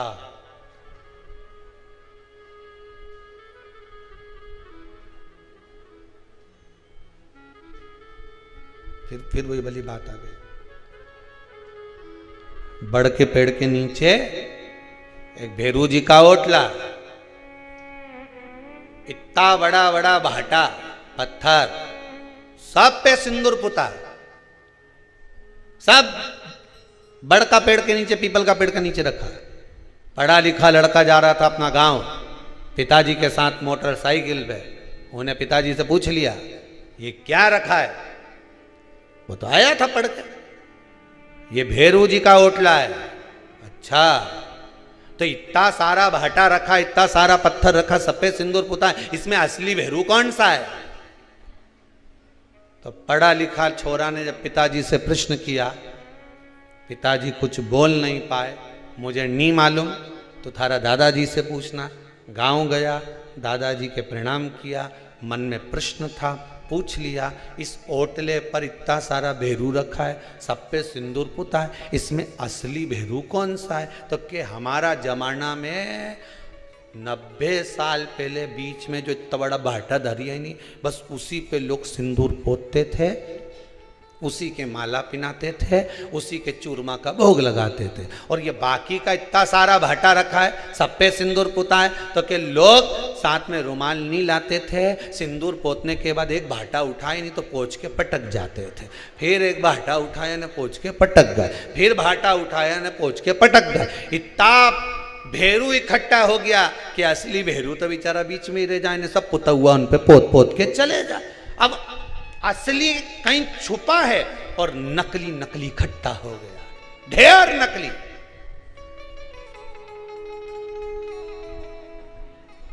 असली गुरु को पहचानना मुश्किल हो रहा है कि असली गुरु है कैसा। अरे असली गुरु कौन सा होगा? हम तो इतना ढेर पड़ा हुआ है गुरुओं का, इतना ढेर कि जहां देखो गुरु जी एक ही बात के ने, गुरु फिरे बाजार में हमसे दीक्षा लेओ, नरक पढ़ो चाहे स्वर्ग जाओ, पर लिफाफा हमी को देओ, माल हमी को दो, तुम नरक जाओ स्वर्ग जाओ, गुरु के कोई मतलब नहीं पड़ रहा, वो तो केवल इतना के कि माल दो बस, उन्हें खत्म काम करो। मतलब नकली है। असली गुरु की तलाश में जाना, कोई सतगुरु की तलाश में जाना, कोई रामकृष्ण परमहंस, कोई स्वामी विवेकानंद, कोई जगत गुरु शंकराचार्य जैसे गुरु की शरण में जाना, तो एक ही बात कह देगा, धन तो तू घर रख के आ, भगवान के भजन में लग जा, स्मरण में लग जा, कहीं सुखदेव जी जैसा कहीं मिल जाए सदगुरु, तो वो जीवन को भगवान की भक्ति में लगा देगा, फिर नहीं कहेगा कि तू यहां मत जा। विश्वास का अगर दीप जलाया है, विश्वास अगर पूर्ण है, तो ये मान कर चलिए कि भगवान अवश्य मिलेगा। झोली मेरी तंग तेरे यहाँ कमी नहीं। भगवान से प्रार्थना करते रहो, निवेदन करते रहो। दूसरों के दुखड़े जो तू हर गया डमरू वाले, तो मेरे दुखड़ों को देखकर क्यों डर गया डमरू वाले। अगर तू दुनिया के लोग ये इतना इतना पर्चा लिख लिख के भेजें और सबके दुखड़े तू हरता है, तो फिर मेरे दुखड़ों को क्यों देखकर डरता है तू। सारी दुनिया के लोग तेरे चरणों में आकर बैठते हैं, सब तेरे से प्रार्थना करते हैं, सब तुझसे निवेदन करते हैं। दुनिया के दुख हर रहा है, तो फिर मेरे क्यों नहीं। उससे निवेदन करना, दिल से करना, क्यों ना देगा, क्यों ना देगा वो कृपा जरूर करेगा। महाराज शिव पुराण कह रही है, हिरण्यकशिपु ने तप कर कर वर मांग लिया, ना नीचे मरू, ना ऊपर मरू, ना अंदर मरू, ना बाहर मरू, ना अस्त्र से मरू, ना शस्त्र से मरू, ना दिन में मरू, ना रात में मरू, ना ही नर से, ना पशु से, ना 12 महीने में मरू। मृत्यु निश्चितता का भाव रखती है, आना है वो आएगी। तुम तो अपना कर्म किए जाओ, कर्म किए जाओ, आना है जब आएगा। अपन मृत्यु का भान करें, रोज रोज यही बात सोच कर बैठ जाएं कि मेरे को मरना है, मालूम पड़े रोटी खाना ही छोड़ दिया, मरना है, मिन्नी खाऊंगी, मरना है।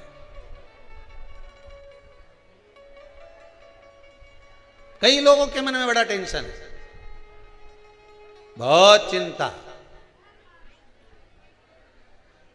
ये मत खाना, कुछ हो गया तो। कई लोग आते हैं, कहते हैं गुरुजी हमने जिंदगी में कभी कुछ नहीं खाया, उसके बाद भी ये कैंसर जैसी बीमारी हो गई। जरा जाकर हॉस्पिटल में देखो कैंसर का। ना वो गुटखा खाए, ना वो मदिरा का पान करे, ना कभी उसने पान खाया, ना कभी उसने तंबाकू खाया, इसके बाद भी बीमारी हो गई। पूछा गया कि फिर इसको बीमारी कैसे हो गई, फिर इसको रोग कैसे हो गया, रोग का कारण क्या है, क्यों हुआ, किस लिए हुआ, क्या कारण था जो इसको मनुष्य शरीर में रोग हुआ, क्या हो गया था। शिव महापुराण कहती है, गरुण पुराण कहती है, स्कंद पुराण कहती है, ये आज का रोग नहीं है, ये पुराना है। जब पूर्व में किसी के घात दी होगी, किसी के हृदय को चोट दी होगी, कोई ऐसा प्रहार कर दिया होगा, किसी के विश्वास को, भरोसे को, दृढ़ता को कहीं किसी न किसी रूप में किसी के धन को खाकर दिया नहीं होगा, तो वो इस शरीर में आकर चुकाना पड़ता है। कहीं पाँव, कहीं हाथ, कहीं ये काम नहीं करे, कहीं ये काम नहीं करे, कहीं ये नहीं करे, कहीं मुंडा नहीं करे, कहीं ये मुख नहीं करे। क्यों, किस लिए? तुमने ना कोई गलत काम करा, ना तुमने कभी कोई गलत कृत्य किया, ना तुमने कभी गलत खाया, ना कोई गलत पिया, इसके बाद ये बीमारी कैसे आ गई, इसको ऐसा रोग कैसे आ गया, ये तो कहीं जाए नहीं, आए नहीं, किसी से मिले नहीं, जुले नहीं, फिर रोग कैसे आ गया। उसका कारण है हमारा आज का नहीं। मत बुरे कर्म कर बंदे वरना पछताएगा, भगवान की आंखों से तू बच नहीं, तू बच नहीं। फिर वही वाली बात आ गई, तेरा क्या होगा रे कालिया। आई बीमारी, रोग आया, कष्ट आया, दुख आया, ये किसी दूसरे ने नहीं दिया। तुम भगवान को दोष मत देना कि भगवान तूने क्या कर दिया। युद्ध के मैदान में जिस समय पर राम भगवान का युद्ध रावण से चल रहा था, आप सबने रामायण देखी है? अरे बोलो तो जम के, देखी है नहीं?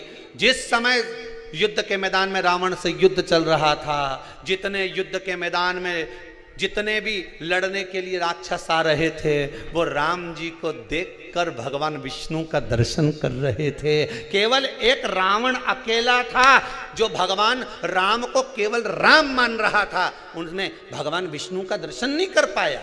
उसने केवल राम माना, एक सांसारिक मनुष्य माना, पर जितने युद्ध करने रावण के साथ आए वो सब देख रहे हैं भगवान है, भगवान है, भगवान है, भगवान है। सब पांव पड़े। युद्ध करने से पहले ध्यान राम जी की ओर है, बाण छोड़ने से पहले, प्रहार करने से पहले ध्यान राम जी की ओर है, क्योंकि उनकी चित्त वृत्ति में भगवान का दर्शन हो रहा था। रावण के भीतर इतना अहंकार भरा हुआ था, इतना काम भरा हुआ था, इतनी आसक्ति भरी हुई थी, इतनी तृष्णा भरी हुई थी कि भगवान सामने खड़े थे तो भी नहीं पहचान पा रहा था कि ये भगवान है, तो भी उनको लग रहा था इंसान, तो भी नहीं पहचान।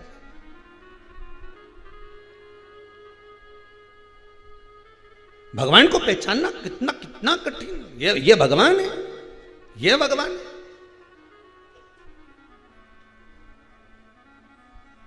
अरे कई लोग तो कह भी देते हैं बात बात में, ज्ञान देने वाले बहुत मिलते हैं रे राम जी, तुमको भी मिले होंगे और तुम्हें नहीं मिले होंगे ना तो तुम्हारे छोरा छोरी उनके मिला होगा।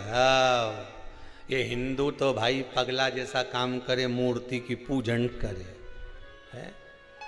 हम देखो कहीं नहीं करे, कोई मूर्ति नहीं, हम तो ध्यान लगाएं, हम तो ये करें। और या हिंदू का लोग बस योर वाला महाराज का किरणा में शंकर जी के लोटा भर भर पानी छोड़े, पानी छोड़ा जाए। मूर्ति की पूजन, मूर्ति की पूजन, हाँ करे हिंदू मूर्ति की पूजन,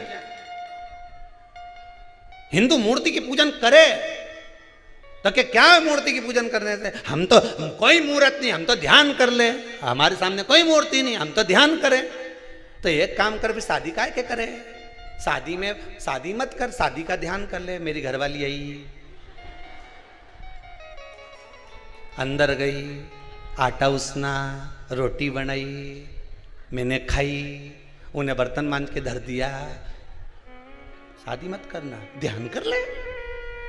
हिंदू मूर्ति की पूजन करे तो विरोध करें, हिंदू मूर्ति की पूजन करे। हिंदू मूर्ति की पूजन इसलिए करे कि शादी करो तो स्त्री का होना जरूरी है, केवल ध्यान से स्त्री काम नहीं करे। दादा आई थी, पहुंच गई थी, रोटी बना ली थी, खाना बना के मेरे को खिला गई, फिर शादी काहे को करे?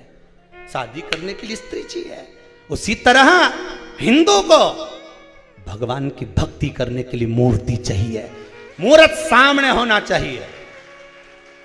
तुम्हारा कहना से चल जाए। हम मूर्ति की पूजन नहीं करते, हिंदू करता है मूर्ति की पूजन।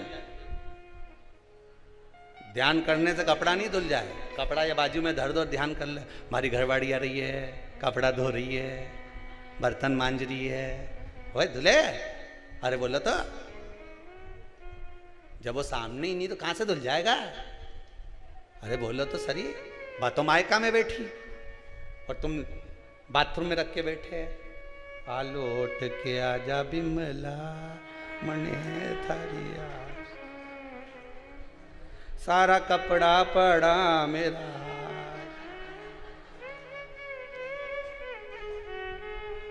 कदे धो के तू वापिस जाएगी। इंदौर की ट्रेन देखूं, देवास की बस देखूं, कद तू। अब कपड़ा पैसे तो कहां धुल जाए? धुले? अरे मुंडा से तो बोलो, धुले नहीं, वो तो आएगी आटेची धरी, ओका भात बाथरूम में जाइए से धोई, तब मालूम पड़े कि आ गई और धुल गई। हिंदू हो तुम्हें दुनिया के लोग भटकाएंगे कि मूर्ति पूजन मत करो, शंकर की पूजन मत करो, लोटा भर पानी मत चढ़ाओ, ध्यान करो ध्यान। तो क्या ध्यान में शादी यूं हो जाए कि कपड़ा यूं धुल जाए? हमारे सामने वो होना चाहिए जो धोए। भगवान भी तुम्हारे पापों को धोए तो तुम्हारे सामने होना चाहिए। शिव तुम्हारे सामने हो, राम तुम्हारे सामने, कृष्ण तुम्हारे सामने हो, उसकी मूर्ति तुम्हारे सामने होना चाहिए। केवल यूं ही नहीं धुल जाए, आ गई ने धो गई।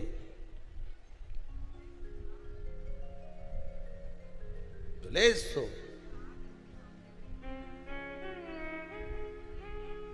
हम बिना मूर्ति के पूजन के नहीं रह सकते, हम शंकर की पूजा बिना नहीं रह सकते। एक लोटा पानी चढ़ाएंगे, क्या हो पानी चढ़ाने से, क्या मिलता है शंकर जी को लोटा भर के पानी चढ़ाने से? तो कह देना जो ज्यादा ज्ञान दे, तू भी चढ़ा के देख ले, तू भी चढ़ा के देख, क्या मिले मालूम पड़े।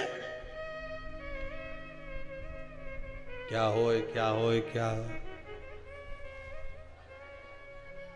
अरे ये पेंसिल से लाइन खींचने से और डब्बा भरने से कुछ नहीं हो, खजूर वाली चोटी बनाने से भी कुछ नहीं और पटली बनाने से भी कुछ नहीं हो। बोला ईमानदारी की बात, बा में थोड़ा सा गुण होना चाहिए तो काम की, नहीं तो यूं घूमती फिरे से तो क्या काम की, क्या काम की। चना चना कोरा कोरा खाओ, अटकी जाए, मंगवाऊं? अभी कल कोई भगत आया था, चना सेक के लाया है, इतना जोरदार कड़ला कड़ला है कि वो एक को काटने के चक्कर में थोड़ा दम लगाना पड़ता है। तो हमने वो भंडारी को बोला है, भोजन वालों को, कि इसको दूसरी बार कढ़ैया में फिर सेक लीजिए, भाव सा चना लाया तो खा ला। चना कोरा कोरा खाओ, अटकी जाए। अब वो आशीष बोला कि गुरुजी ये तो बहुत कड़ला है, अटक रहा है। हमने कहा कोई बात नहीं, एक काम करो, डब्बा में से गुड़ निकाल के लाओ। अब गुड़ के साथ चना खाया तो अटके ही नहीं, तुरंत नीचे। उसी तरह केवल लाली लिपस्टिक लगाने से या ये पटली पटली लगाने से काम नहीं चले। चना खाली अच्छा नहीं लगे, अटक जाए, गुड़ होना चाहिए, समझ गए? जब गुड़ होगा फिर तो ये सो मजा आए कि पिन भी नहीं लगाए तो जोरदार सिर पर पल्लू लगे सो चला जा। गुड़ होगा तो श्रेष्ठता बनेगी, अकेला चना तो अटके। फैशन किसी काम का नहीं अगर गुण नहीं है तो। सेवा करे माता पिता की, सम्मान करे, वाणी से मोती झड़े तो मतलब का, नहीं तो मालूम पड़े दिखने की तो जोरदार नहीं, जो झड़वा पड़ी तुम मुझे समझो। कई मोबाइल पे झगड़ ले, कहाँ हो, पापड़ा का पसीना छूट जाए, गाड़ी पे आधा घंटा लेट हो गया, किनंग रह गया, कहाँ रह गए, आधा घंटा लेट। अब बेचारा भेरू के बस ट्रैफिक में फंसा।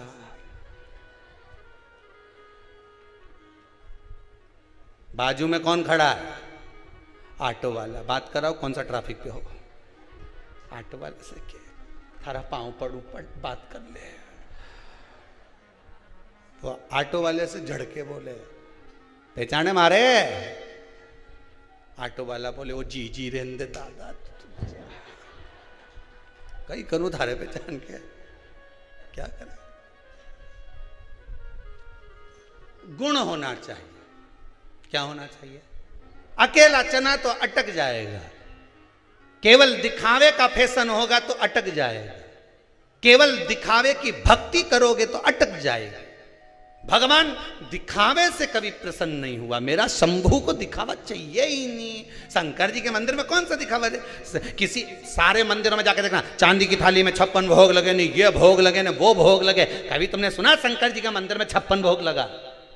शंकर जी बोले हमारे 56 भोग की जरूरत ही नहीं, एक ही ला दे, वो कांटा वाला धतूरा, बस फिर देख हमारा कमाल। एक धतूरा ला के मेरे को धर दे, एक के बाद। और मुझे जो भोग लगे वो दुनिया नहीं खा सकती, और दुनिया जो खाए वो मैं नहीं खा सकता। शंकर जी बोले ये 56 भोग तुम खाओ, मुझे नहीं चाहिए, मेरा जो भोग है वो ला के दो। मुझे धतूरा ला दो, घोटा ला दो, बेलपत्री ला दो, समी पत्ता ला दो, जो मुझे चढ़े वो लाओ ना, जो मैं खाऊं वो लाओ, जाओ। नहीं चाहिए मुझे फालतू का सामान।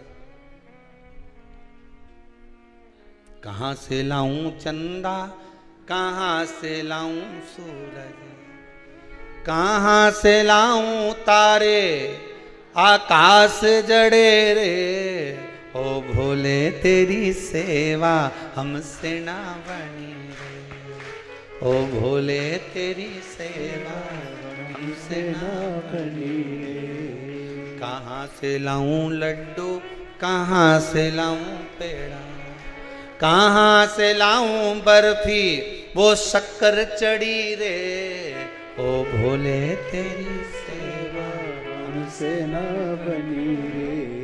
ओ भोले तेरी सेवा हमसे ना बनी रे। कहाँ से लाऊं गंगा, कहाँ से लाऊं यमुना, कहाँ से लाऊं सरयू अयोध्या पड़ी रे। ओ भोले तेरी सेवा हमसे ना बनी रे। कहाँ से लाएं हम तुझे कैसे रिझाएं, हम तुझे क्या लाएं।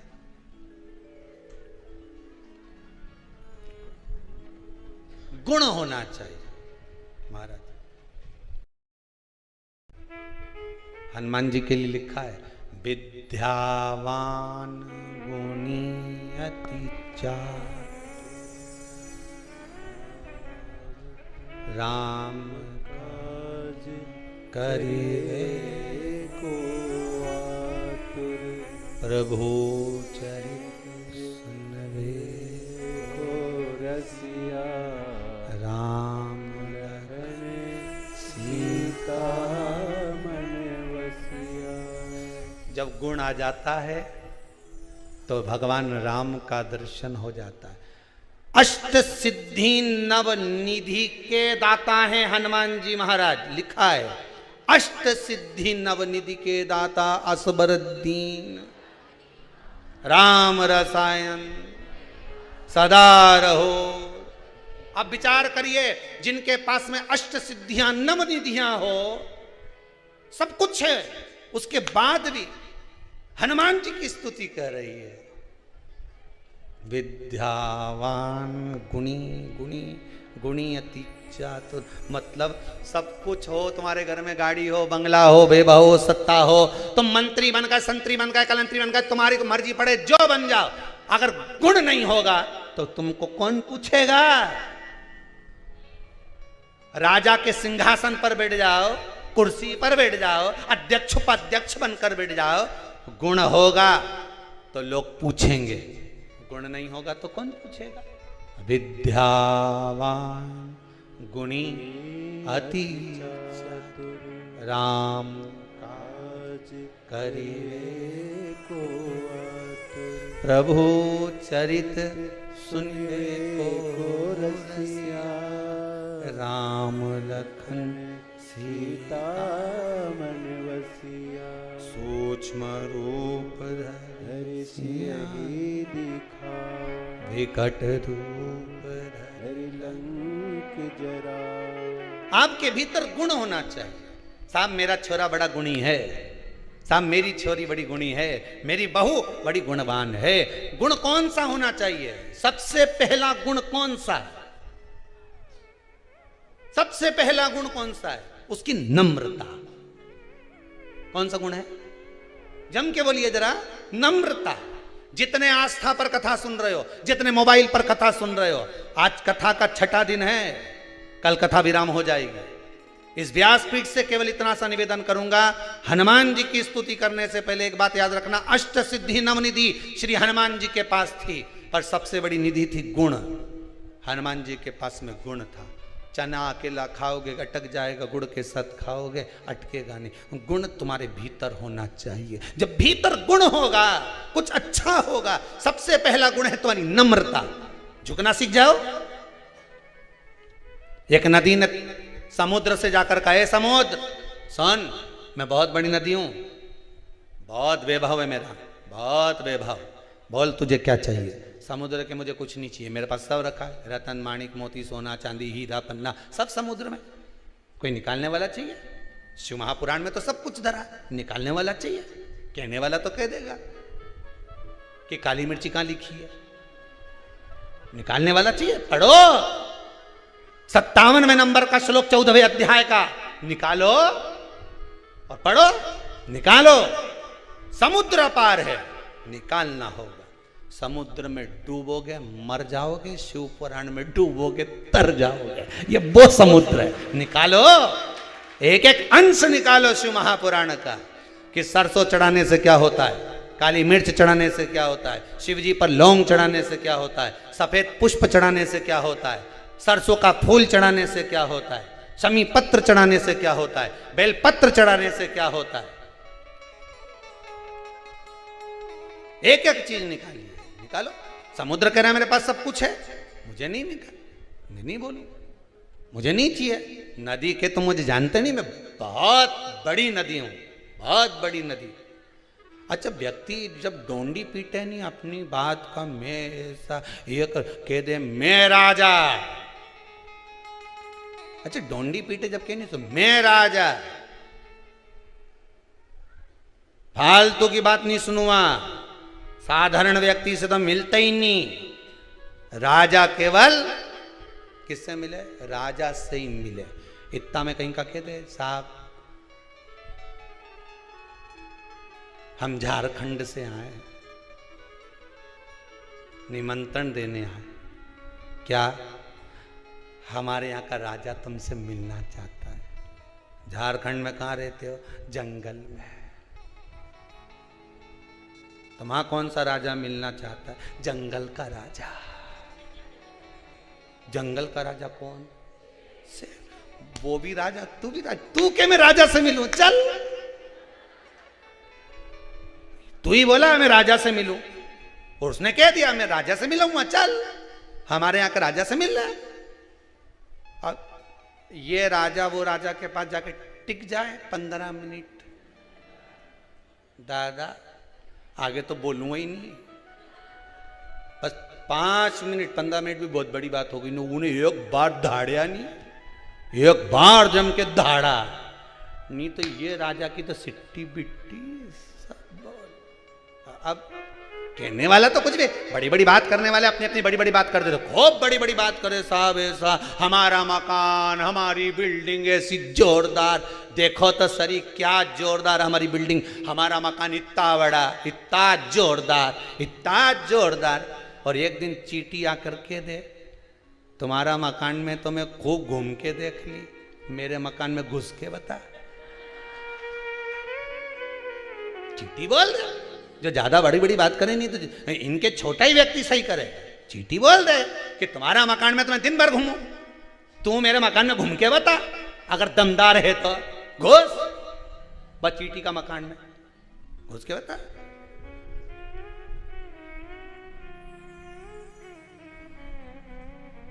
कौन जाएगा? बड़ी बात कहना सरल, बहुत सरल। कहने वाला तो कह दिया,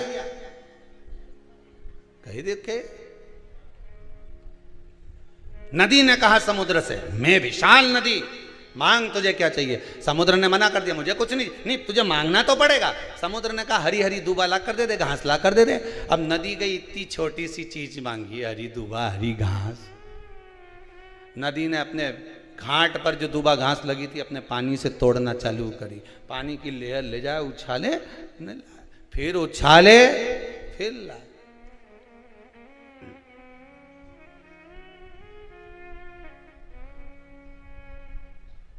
फिर उछाले, फिर लाए। अब दूबा नहीं ला पाई, घास नहीं ले पाई। समुद्र ने पूछा नदी ले आई? नदी बोली कि और कुछ मांग ले, मैं ला नहीं सकी। समुद्र ने कहा नदी तुझ में क्या दुनिया के किसी व्यक्ति की सामर्थ्यता नहीं है कि झुकने वाले को उखाड़ दे।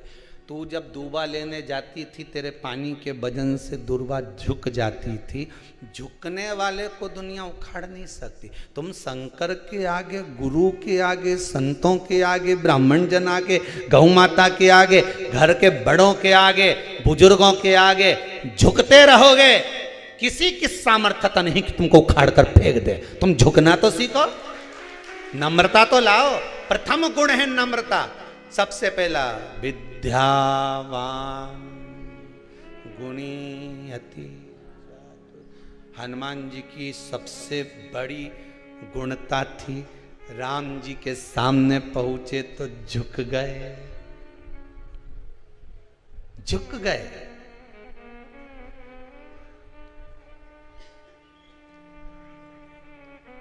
मेरे हनुमान ब्राह्मण का रूप रख कर गए थे सबसे पहले।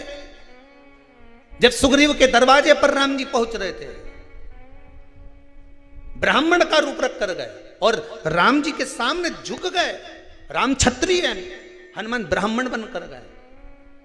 दुनिया के लोगों ने कहा बताओ ब्राह्मण होकर क्षत्रिय के आगे झुक रहा है। नहीं नहीं नहीं नहीं, झुकना गुणवान की निशानी है। जो गुणी होगा विद्यावान गुणी। अब यहीं देख लो, रावण में कहीं का गुण था? विद्वान था रावण। आज भी लोग कहते हैं बहुत विद्वान था रावण। रावण संहिता में लिखा है रावण बहुत विद्वान था, पर गुणी था? अगर गुणी होता, झुकना सीख जाता, तो राम जी के चरणों में जाते इसी दंडवत कर लेता, प्रणाम कर लेता, साष्टांग कर लेता और झुक कर कहता प्रभु गलती हो गई, क्षमा चाहता हूं, बहुत बड़ी गलती हो गई प्रभु, नाथ मुझे क्षमा कर दो। अगर गुणवान होता तो पूरी लंका को बचा लेता, गुणवान होता पूरे वंश को बचा लेता, गुणवान होता सोने की नगरी को बचा लेता, गुणवान होता तो अपने भाई को लात मार कर नहीं निकालता, गुणवान होता तो अपने बच्चों को बचा लेता, गुणवान होता तो परिवार को नष्ट होते हुए नहीं देख पाता। पर गुण नहीं था नहीं। और यह गलती तुम मत कर जाना रे, जितना लोग कथा सुन रहे हो शिव महापुराण की, यह गलती मत कर जाना। गुणवान व्यक्ति का सबसे पहला लक्षण होता है नम्रता। झुकना सीख जाओ, बस सब कुछ हो गया। ये दांत इतना अकड़े नहीं, सबसे पहले यही गिरे। ये खाऊं खाऊं करे नहीं, ज्यादा अकड़े, ये सबसे पहले यही गिरे। और जीवान कहीं गिरे नहीं। कहीं तुमने सुनी है कि वो की जीवान गिर गई पापड़ी की? कहीं तुमने सुना हो जीवान कहीं गिरी हो तो बता। दांत तो कहीं का भी कहते हैं, उनका सोफा सेट निकली गया, उनका सारा दांत निकल गया, पर जीवान कहीं गिरे नहीं। उसमें नम्रता है, झुकती है, वो नम्र रहती है और झुकना सीख गई वो जीवान। इसलिए बचपन से लेकर मरा तब तक जीवान नहीं गिरी। पर जितना अकड़ता था नहीं ये घोड़िया, खूब अकड़े, खूब पांव अकड़े, खूब दे लात खींच खींच के, एक धुआं नहीं धर के बुढ़ापा में अकड़ता था। टीवी में देख लो, कोई सा तेल मिल रहा हो तो मंगवा लो। अब टीवी में दिन भर वह तेल ही बिके, उनके मालूम है खूब अकड़ा है, अब हमारे तेल काम आएगा। टीवी जब जब खोले तो कहीं का ना कहीं का तेल बेचने वाला मिल ही जाए, ऑनलाइन बुलवा लो तेल, गोड़िया मिलेगा। ये कमर पीठ खूब अकड़ती थी, तुम क्या जानो, ऐसा 4-4 बोरा तो हम पीठ पे तोक के ले जाए, खूब अकड़ा। अब बापड़ा यूंच पड़ा, अब नहीं बने मार से दादा। अब तो लोग कह रहा है कि गांव में कोई मर गया, वो के कंधा दे दादा, मुझे कंधे की जरूरत है, तू दूसरे को दिलवा रिया है। शमशान तक तोक के ले गया तो लोग मुझे वहीं जलाएंगे, नहीं जो अकड़े।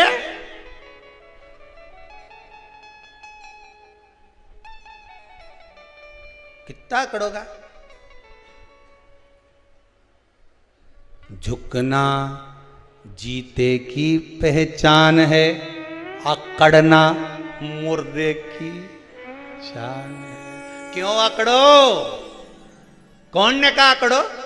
बहुवन कह दे मम्मी तुम चुप रहो, हमारा मामला में मत बोल जो। माँ भी कह दे अकड़ ले जा,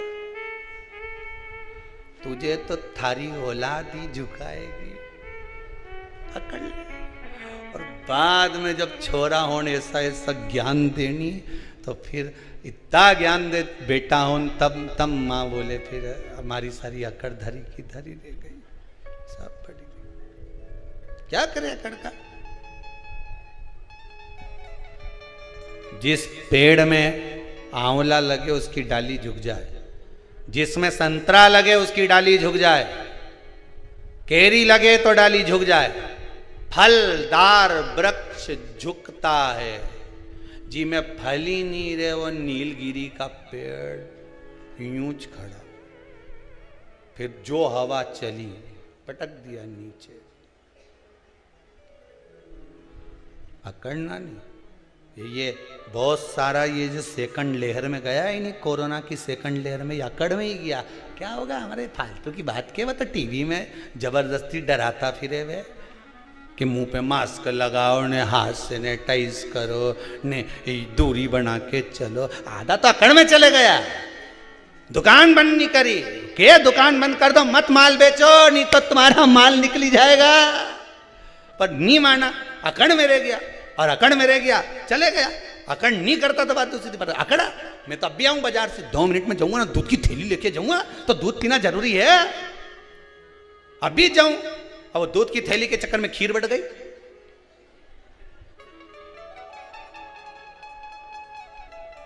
और क्यों किसी और वाला महाराज तो आड़ी तड़ी कथा बाचे, आधा अकड़ में चले गया। क्यों गए अकड़ में? मैं जाऊं, मैं हूं नहीं, मैं चौराहे पे खड़ा हूं, मैं सब काम करवा रहा हूँ, मैं ये करूँगा, मैं वो करूँगा।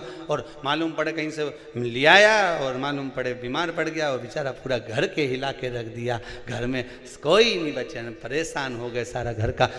अरे इंसान से तो गया नहीं गया, धन से भी चले गया, पूरा धो दिया। देखो हॉस्पिटल में ने, डॉक्टर में ने, बीमारी में कितना धन लगाए साहब। लोगों की दशा तो देखो, खाने तक का नहीं बचा, इतना धोया और तो भी इंसान नहीं बचा पाया, तो भी नहीं बचा। अकड़ में चले गया, मैं हूं, मैं कर लूंगा, मैं कर लूंगा, मैं कर लूंगा। अरे घर में बैठा रहता है, थोड़े दिन ये विचार कर लेता कि कहीं नहीं मैं तो रामायण पढ़ूं, शिव पुराण महाराज बाचे तो मैं भी शिव पुराण पढ़ के देखूं, मैं भी पढ़ के देखूं शिव पुराण। पढ़ लेता है शिव पुराण। हिरण्यकशिपु का भाव, बस गुण होगा तो जीवन का आनंद होगा। हिरण्यकशिपु आया घर पर, देखा धर्म पत्नी नहीं है, कहां गई? इंद्र ले गए। इंद्र के यहाँ गए, पत्नी कहाँ है? नारद जी ले गए। नारद जी ने हिरण्यकशिपु की पत्नी के गर्भ में जो बालक था उसको गुणवान बना दिया था। सबसे पहला भाव दिया था कि झुकना, प्रणाम करना, नमन करना। सबको प्रणाम कर, कुछ नहीं जाएगा प्रणाम करने में, नमन करने में, झुकने में कुछ जाए? कुछ नहीं जाए। प्रणाम करके तो देखो।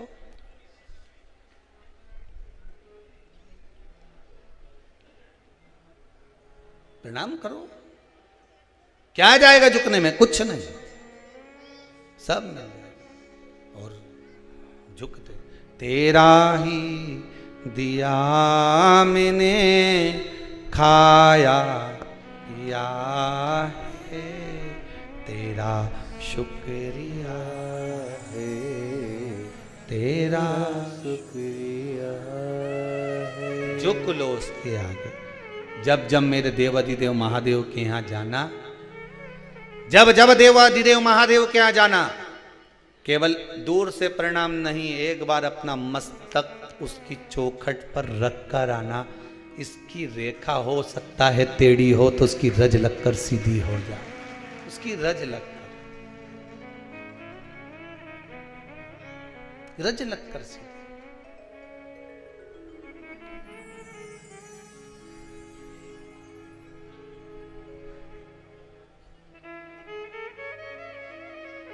कृपा कर दो आज, कृपा की न होती जो आदत तुम्हारी, तो सोनी रहती अदालत। कोई कहता है गुरुजी घर की दिशा कौन सी होना चाहिए? घर का मुख पूर्व में हो कि पश्चिम में हो कि उत्तर में हो कि दक्षिण में हो?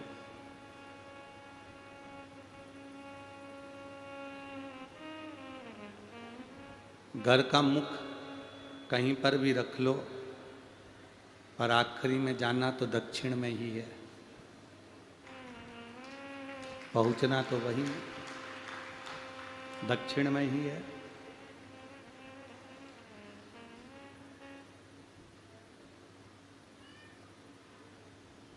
घर की दिशा कोई भी हो,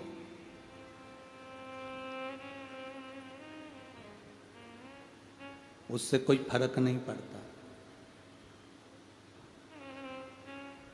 घर की दिशा कहीं पर भी हो उससे कोई फर्क नहीं पड़ता। जरूरी ये है आपकी दिशा कहाँ है, मूल वो है।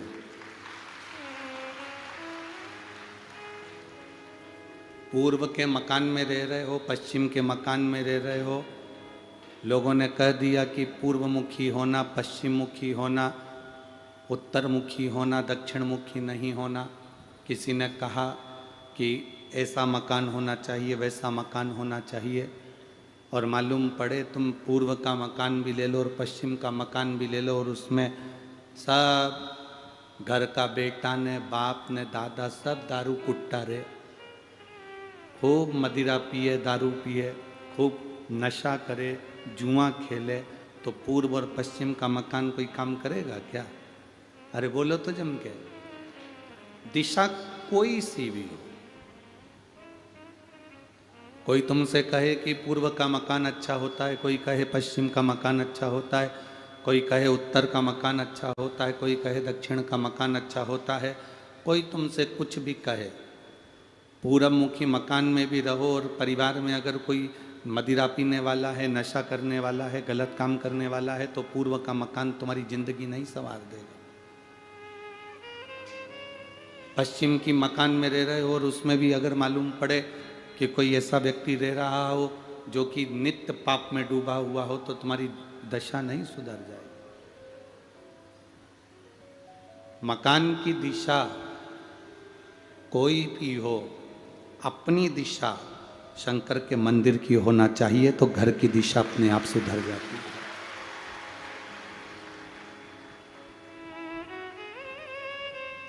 घर की दिशा कब अच्छी लगती है? जब आपकी दिशा अच्छी हो। आप व्यसन में नहीं डूबे हो, कामासक्ति में नहीं डूबे हो, चोरी निंदा में नहीं डूबे हो, किसी का बुरा करने में नहीं डूबे हो, तो घर की दिशा अच्छी है। कहीं पर भी रह लो, जाई विधि राखे राम ताई विधि रहिए। अब दिशा तो अपन मालूम कर रहे हैं कि पंडित जी बता दो जरा कि पूरब में रहें कि पश्चिम में रहें,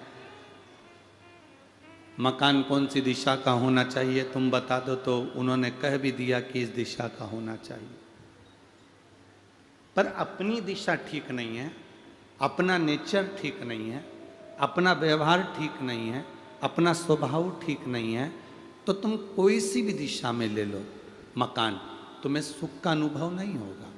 और अगर अपना स्वभाव, अपना मन, अपने विचार, अपनी सोच अगर अच्छी है, तो जंगल में भी जाकर रहोगे तो मंगल कर लोगे, आनंद कर लोगे। दिशा से जरूरी ज्यादा है कि आपके मन की दिशा, आपकी दिशा कौन सी।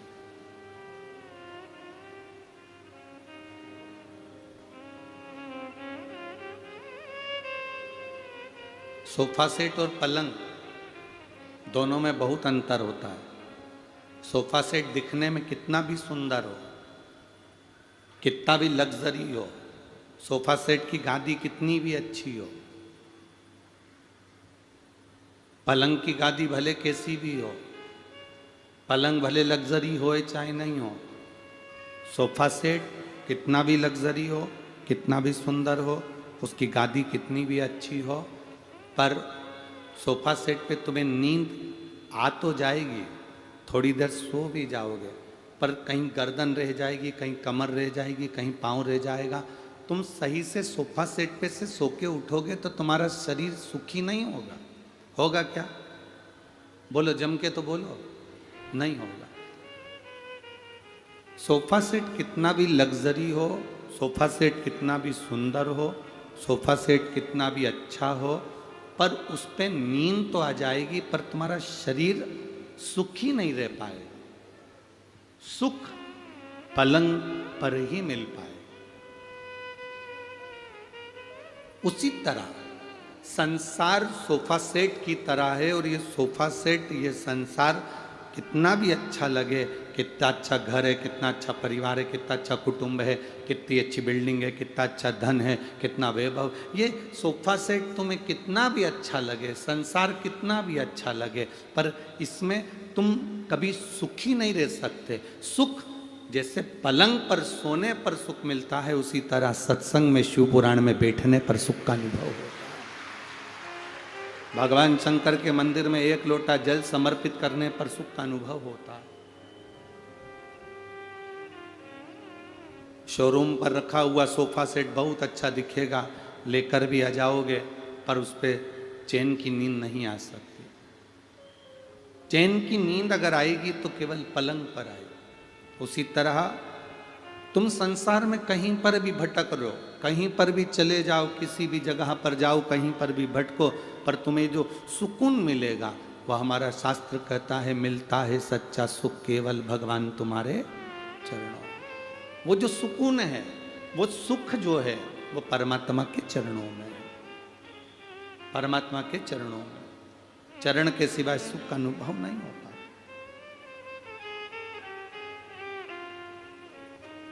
घर पर बैठना और घर पर बैठने के थोड़ी देर निकलकर भगवान शंकर के मंदिर में जाकर बैठना, दोनों में अंतर है। सुकून, शांति, सुख परमात्मा के चरणारविंद में शरणागति में ही मिलता है।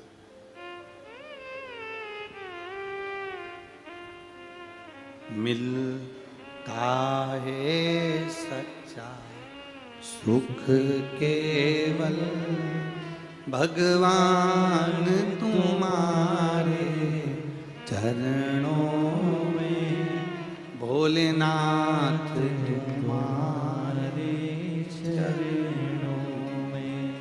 चाहे कांटों में मुझे सोना हो, चाहे दुनिया में कितना भी दुख आए, कितनी भी तकलीफ आए, कितना भी कष्ट आए, आपकी भक्ति अगर प्रबल है, आपका विश्वास अगर दृढ़ है, आप भगवान की शरणागति में अपने विश्वास को पक्का रखते हो, तो फिर आपको जंगल में भी चले जाओगे तो सुख का अनुभव होगा, और चाहे कथा में चले जाओगे तो सुख का अनुभव होगा। घर में रहोगे तो सुख का अनुभव करोगे, बाहर रहोगे तो सुख का अनुभव करोगे।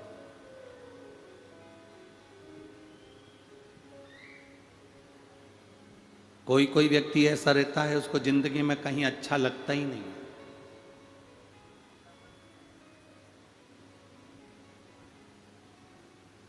वह हमेशा जिंदगी भर रोता ही रहता है, मुझसे तो अच्छे ये किसान हैं, खेती करते हैं, फसल लेते हैं, आराम करते हैं। मुझसे तो अच्छा वो किराने की दुकान वाला है, कहाँ नौकरी में फंसा हूँ मैं। 8-8 घंटे नौकरी देना पड़ती है, खड़े रहना पड़ता है, ड्यूटी देना पड़ती है, कहाँ मैं नौकरी में फंसा हूँ। मुझसे तो अच्छा वो है। ये हमारा मन, ये हमारा चित्त कहता है कि हमें नौकरी में सुख नहीं मिल रहा, दुकान वाला कहता है दुकान में सुख नहीं मिल रहा, किसान कहता है मुझे फसल में सुख नहीं मिल रहा, कोई राजा कहता है मुझे राजघराने में सुख नहीं मिल रहा। ये अपनी सोच है, अपनी दृष्टि, अपना विचार है।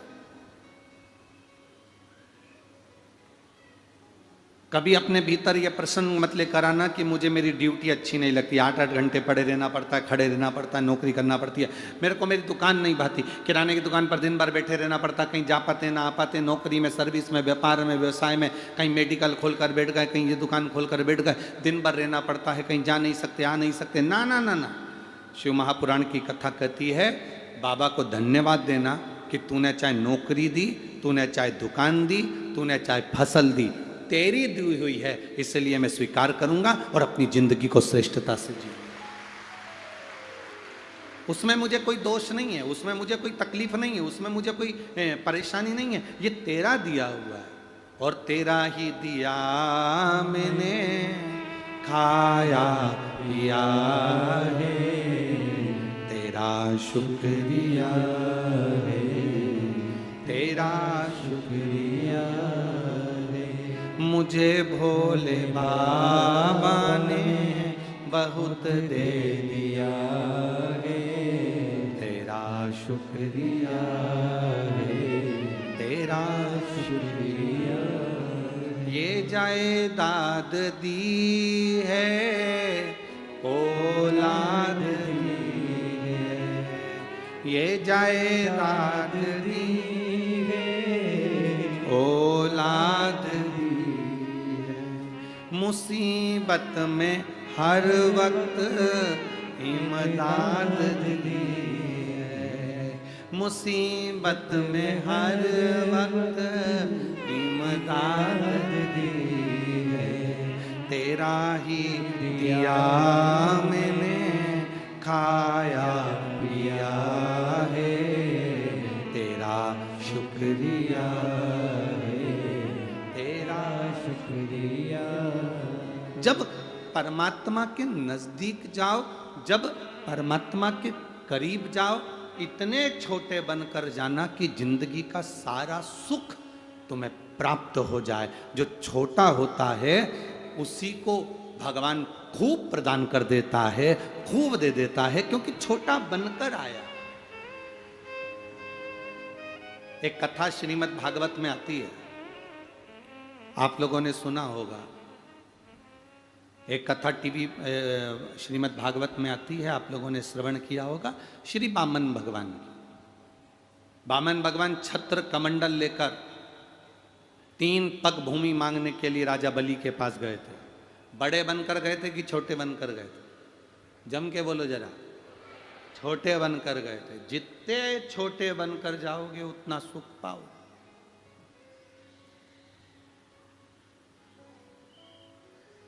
चलो और अच्छे से समझो। एक ट्राली रेत, मकान बनाते हो तो बालू रेत लगती कि नहीं लगती? अरे बोलो तो जम के, लगती है ना। एक ट्राली बालू रेत में 5 किलो शक्कर मिला दो, ठीक है? और मिलाने के बाद में किसी अच्छे बड़े पहलवान को बुलाओ और कहो इसमें हमने 5 किलो शक्कर मिलाई, हमारी शक्कर लाके दो। 50,000 रुपए का पुरस्कार है। 5 किलो शक्कर जो इसमें मिली है वो मुझे पूरी की पूरी चाहिए। पहलवान ढूंढ देगा। चलो पहलवान को छोड़ो, तुम में से कितने लोग बैठे हैं जो 5 किलो पूरी ढूंढ के बता दे? वो एक ट्राली बालू रेत में से 5 किलो शक्कर जो मिलाई है, वो 5 किलो शक्कर पूरी की पूरी ढूंढ के कोई बता सकता है क्या? बोलो तो जम के। नहीं। हाथी को बुला लो, शेर को बुला लो, पक्षी को बुला लो, पशुओं को बुला लो, कोई शक्कर नहीं ढूंढ सकता। शक्कर अगर ढूंढ सकती है तो केवल एक चींटी ढूंढ सकती है।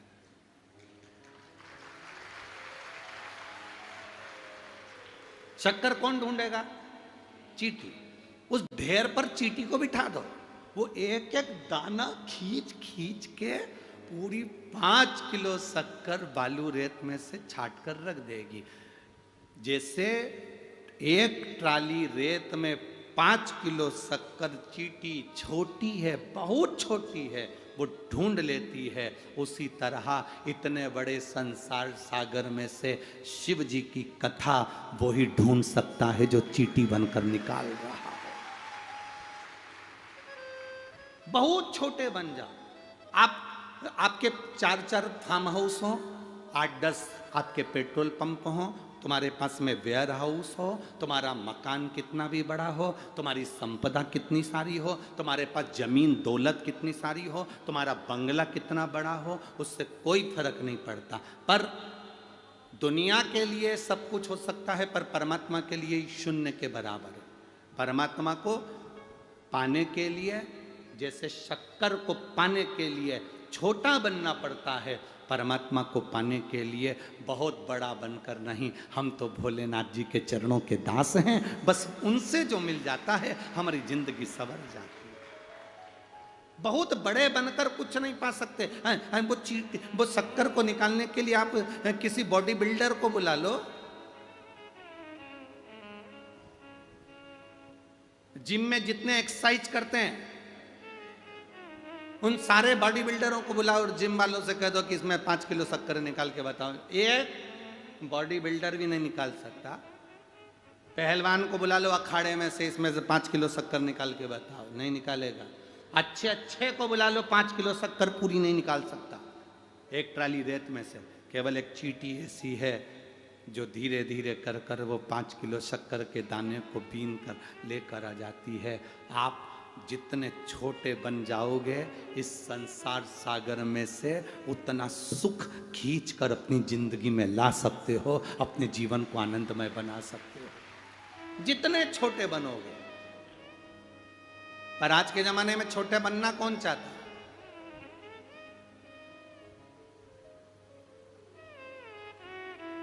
बहू सास से कहती है मेयर से फालतू बात मत करना, तुम मुझे पहचानती नहीं हो। सास बहू से कह देती है अभी तूने मुझे देखा नहीं है।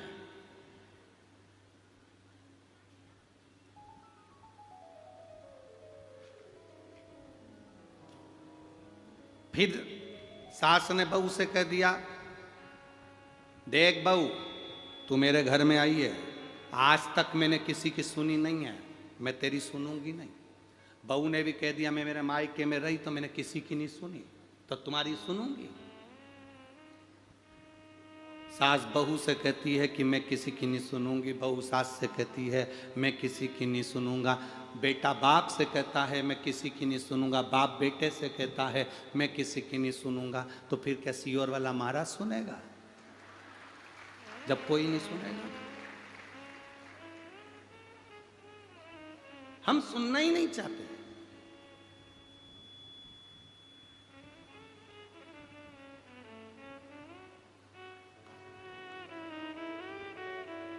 हर व्यक्ति एक ही बात कहता है हम किसी की नहीं सुनेंगे।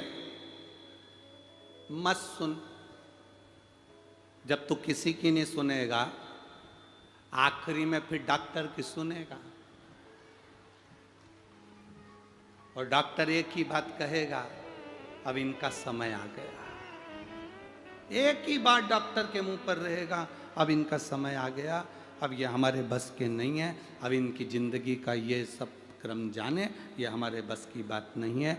शिव महापुराण की कथा कहती है जिसने आज सुन लिया, जिसने आज अपनी जिंदगी को धारण कर लिया, जिसने आज परमात्मा की भक्ति को पा लिया।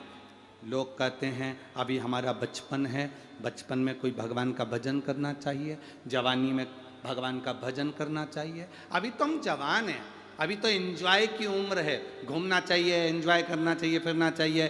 धर्मपत्नी को लेकर गोवा चले जाओ, बच्चों को लेकर यहाँ चले जाओ, वहाँ चले जाओ, ये तो हमारा एंजॉय का उम्र है। बचपन हमारे पढ़ने की, हमारे खेलने की, आनंद करने की उम्र है। जवानी हमारी भोग विलास की उम्र है। अधेड़ी जब एक अवस्था आती है तो ये तो हमारी कमाने की उम्र है। फिर आया बुढ़ापा, और फिर बुढ़ापे में कहा कि अब बुढ़ापा आ गया तो कहा अब भजन की उम्र है। पर शिव महापुराण की कथा कहती है हाथ थर थर थर थर कांपे, पाँव से चला नहीं जाए, मुख में एक भी दांत नहीं बचे, नेत्रों से दिखाई नहीं दे, कानों से सुनाई नहीं दे, और तुम अपने छोरा से कहो मुझे कौड़िया ले जा और शिव पुराण सुना ला, तो छोरा भी कह देगा माँ तू घर में बैठी रहे, कहीं मत जा। आज की औलाद एक कुत्ता घुमाना पसंद करती है पर बुढ़ों को घुमाना पसंद नहीं करती। इस विचार में मत रहना कि तुमको कोई ले जाएगा, वो तो तुम्हारे शरीर में भोलेनाथ जी ने बल दिया, शरीर ठीक हुआ, इसलिए तुम शिव महापुराण की कथा में जाकर बैठ गए हो और शंकर की कथा सुन रहे हो। एक पत्र आया है, देखिए उस पत्र में किसी ने लिखा,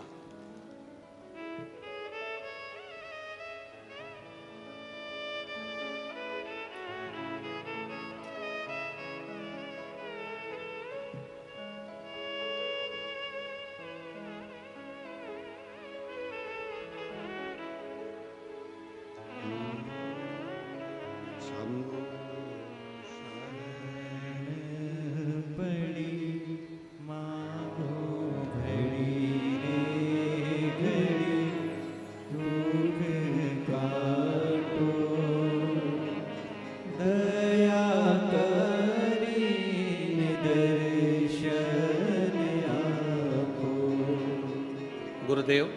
मेरा नाम लता कन्नौजे है।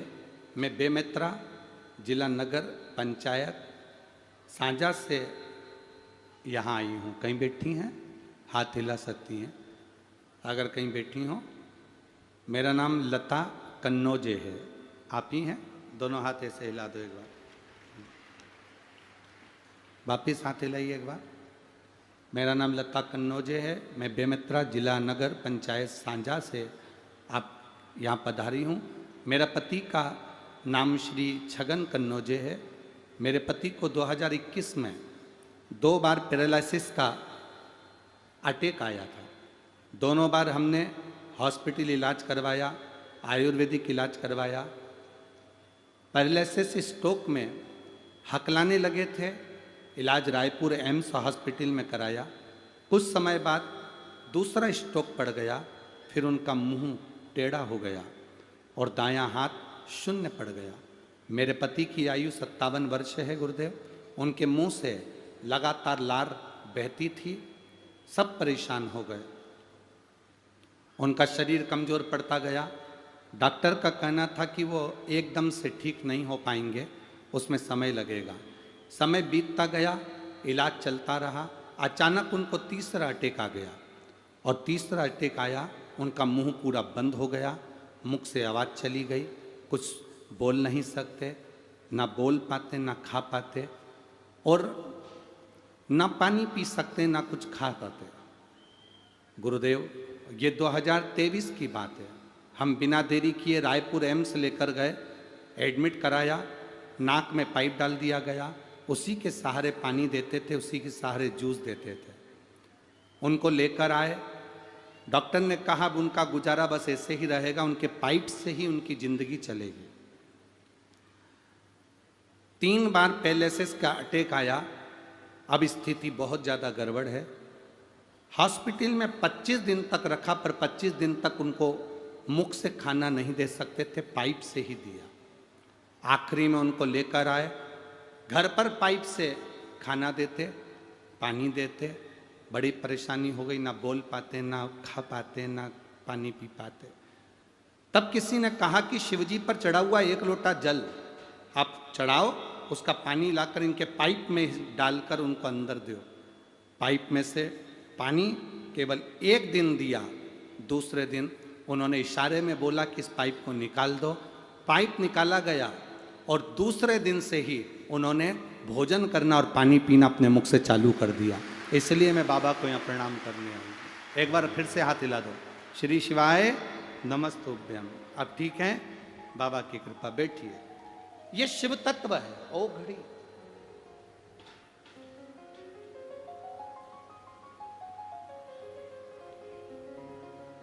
शरीर में कष्ट है, शरीर में दुख है, तकलीफ है, आप उसको पा सकते।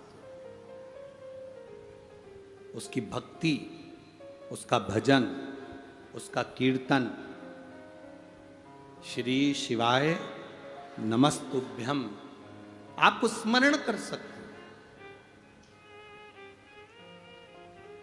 कौन आएगा आपके दुख की घड़ी में?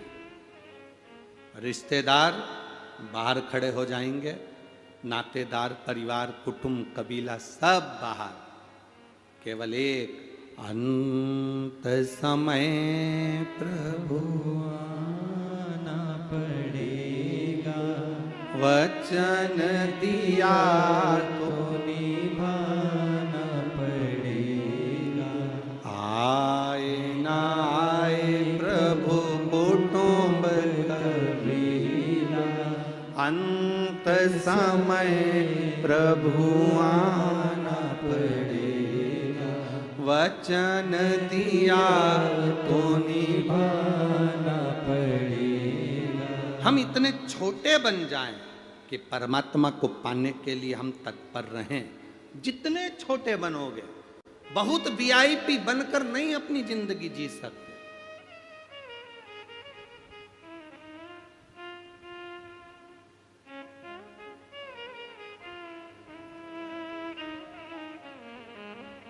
जो वीआईपी होता है, जैसे मुख्यमंत्री, प्रधानमंत्री, राष्ट्रपति, अध्यक्ष, ये सब जो वीआईपी होते हैं, इनको देखना, इनकी गाड़ी भी 50 बार चेक होती है। बोलो होती कि नहीं होती?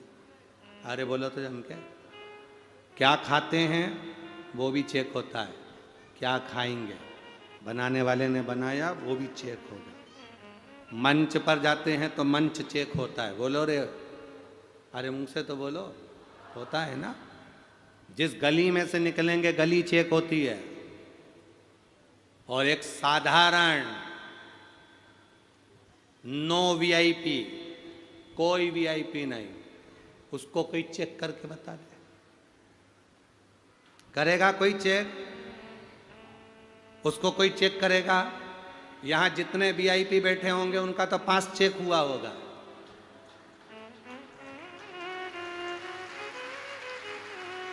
उनका तो कागज भी चेक हुआ होगा, आईडी भी चेक हुई होगी, तब अंदर आने दिया होगा। पर जो वीआईपी नहीं है, वीआईपी इंद्र के पास जाते हैं, नो वीआईपी महादेव के पास जाते हैं। तुम खुद, अरे तुम कहोगे सियोर वाले महाराज जी ऐसी बात करते हैं, उठा के देखो ना, भगवान विष्णु की शादी हुई, सब वीआईपी आए। बोलो सही है कि गलत है? ब्रह्मा जी की शादी हुई, सब वीआईपी आए।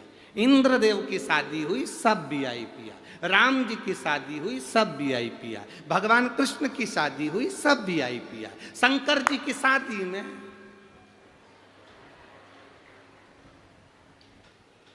कोई बाल खोल के, बड़ी बड़ी आंख, 12-15 मुंह, पांव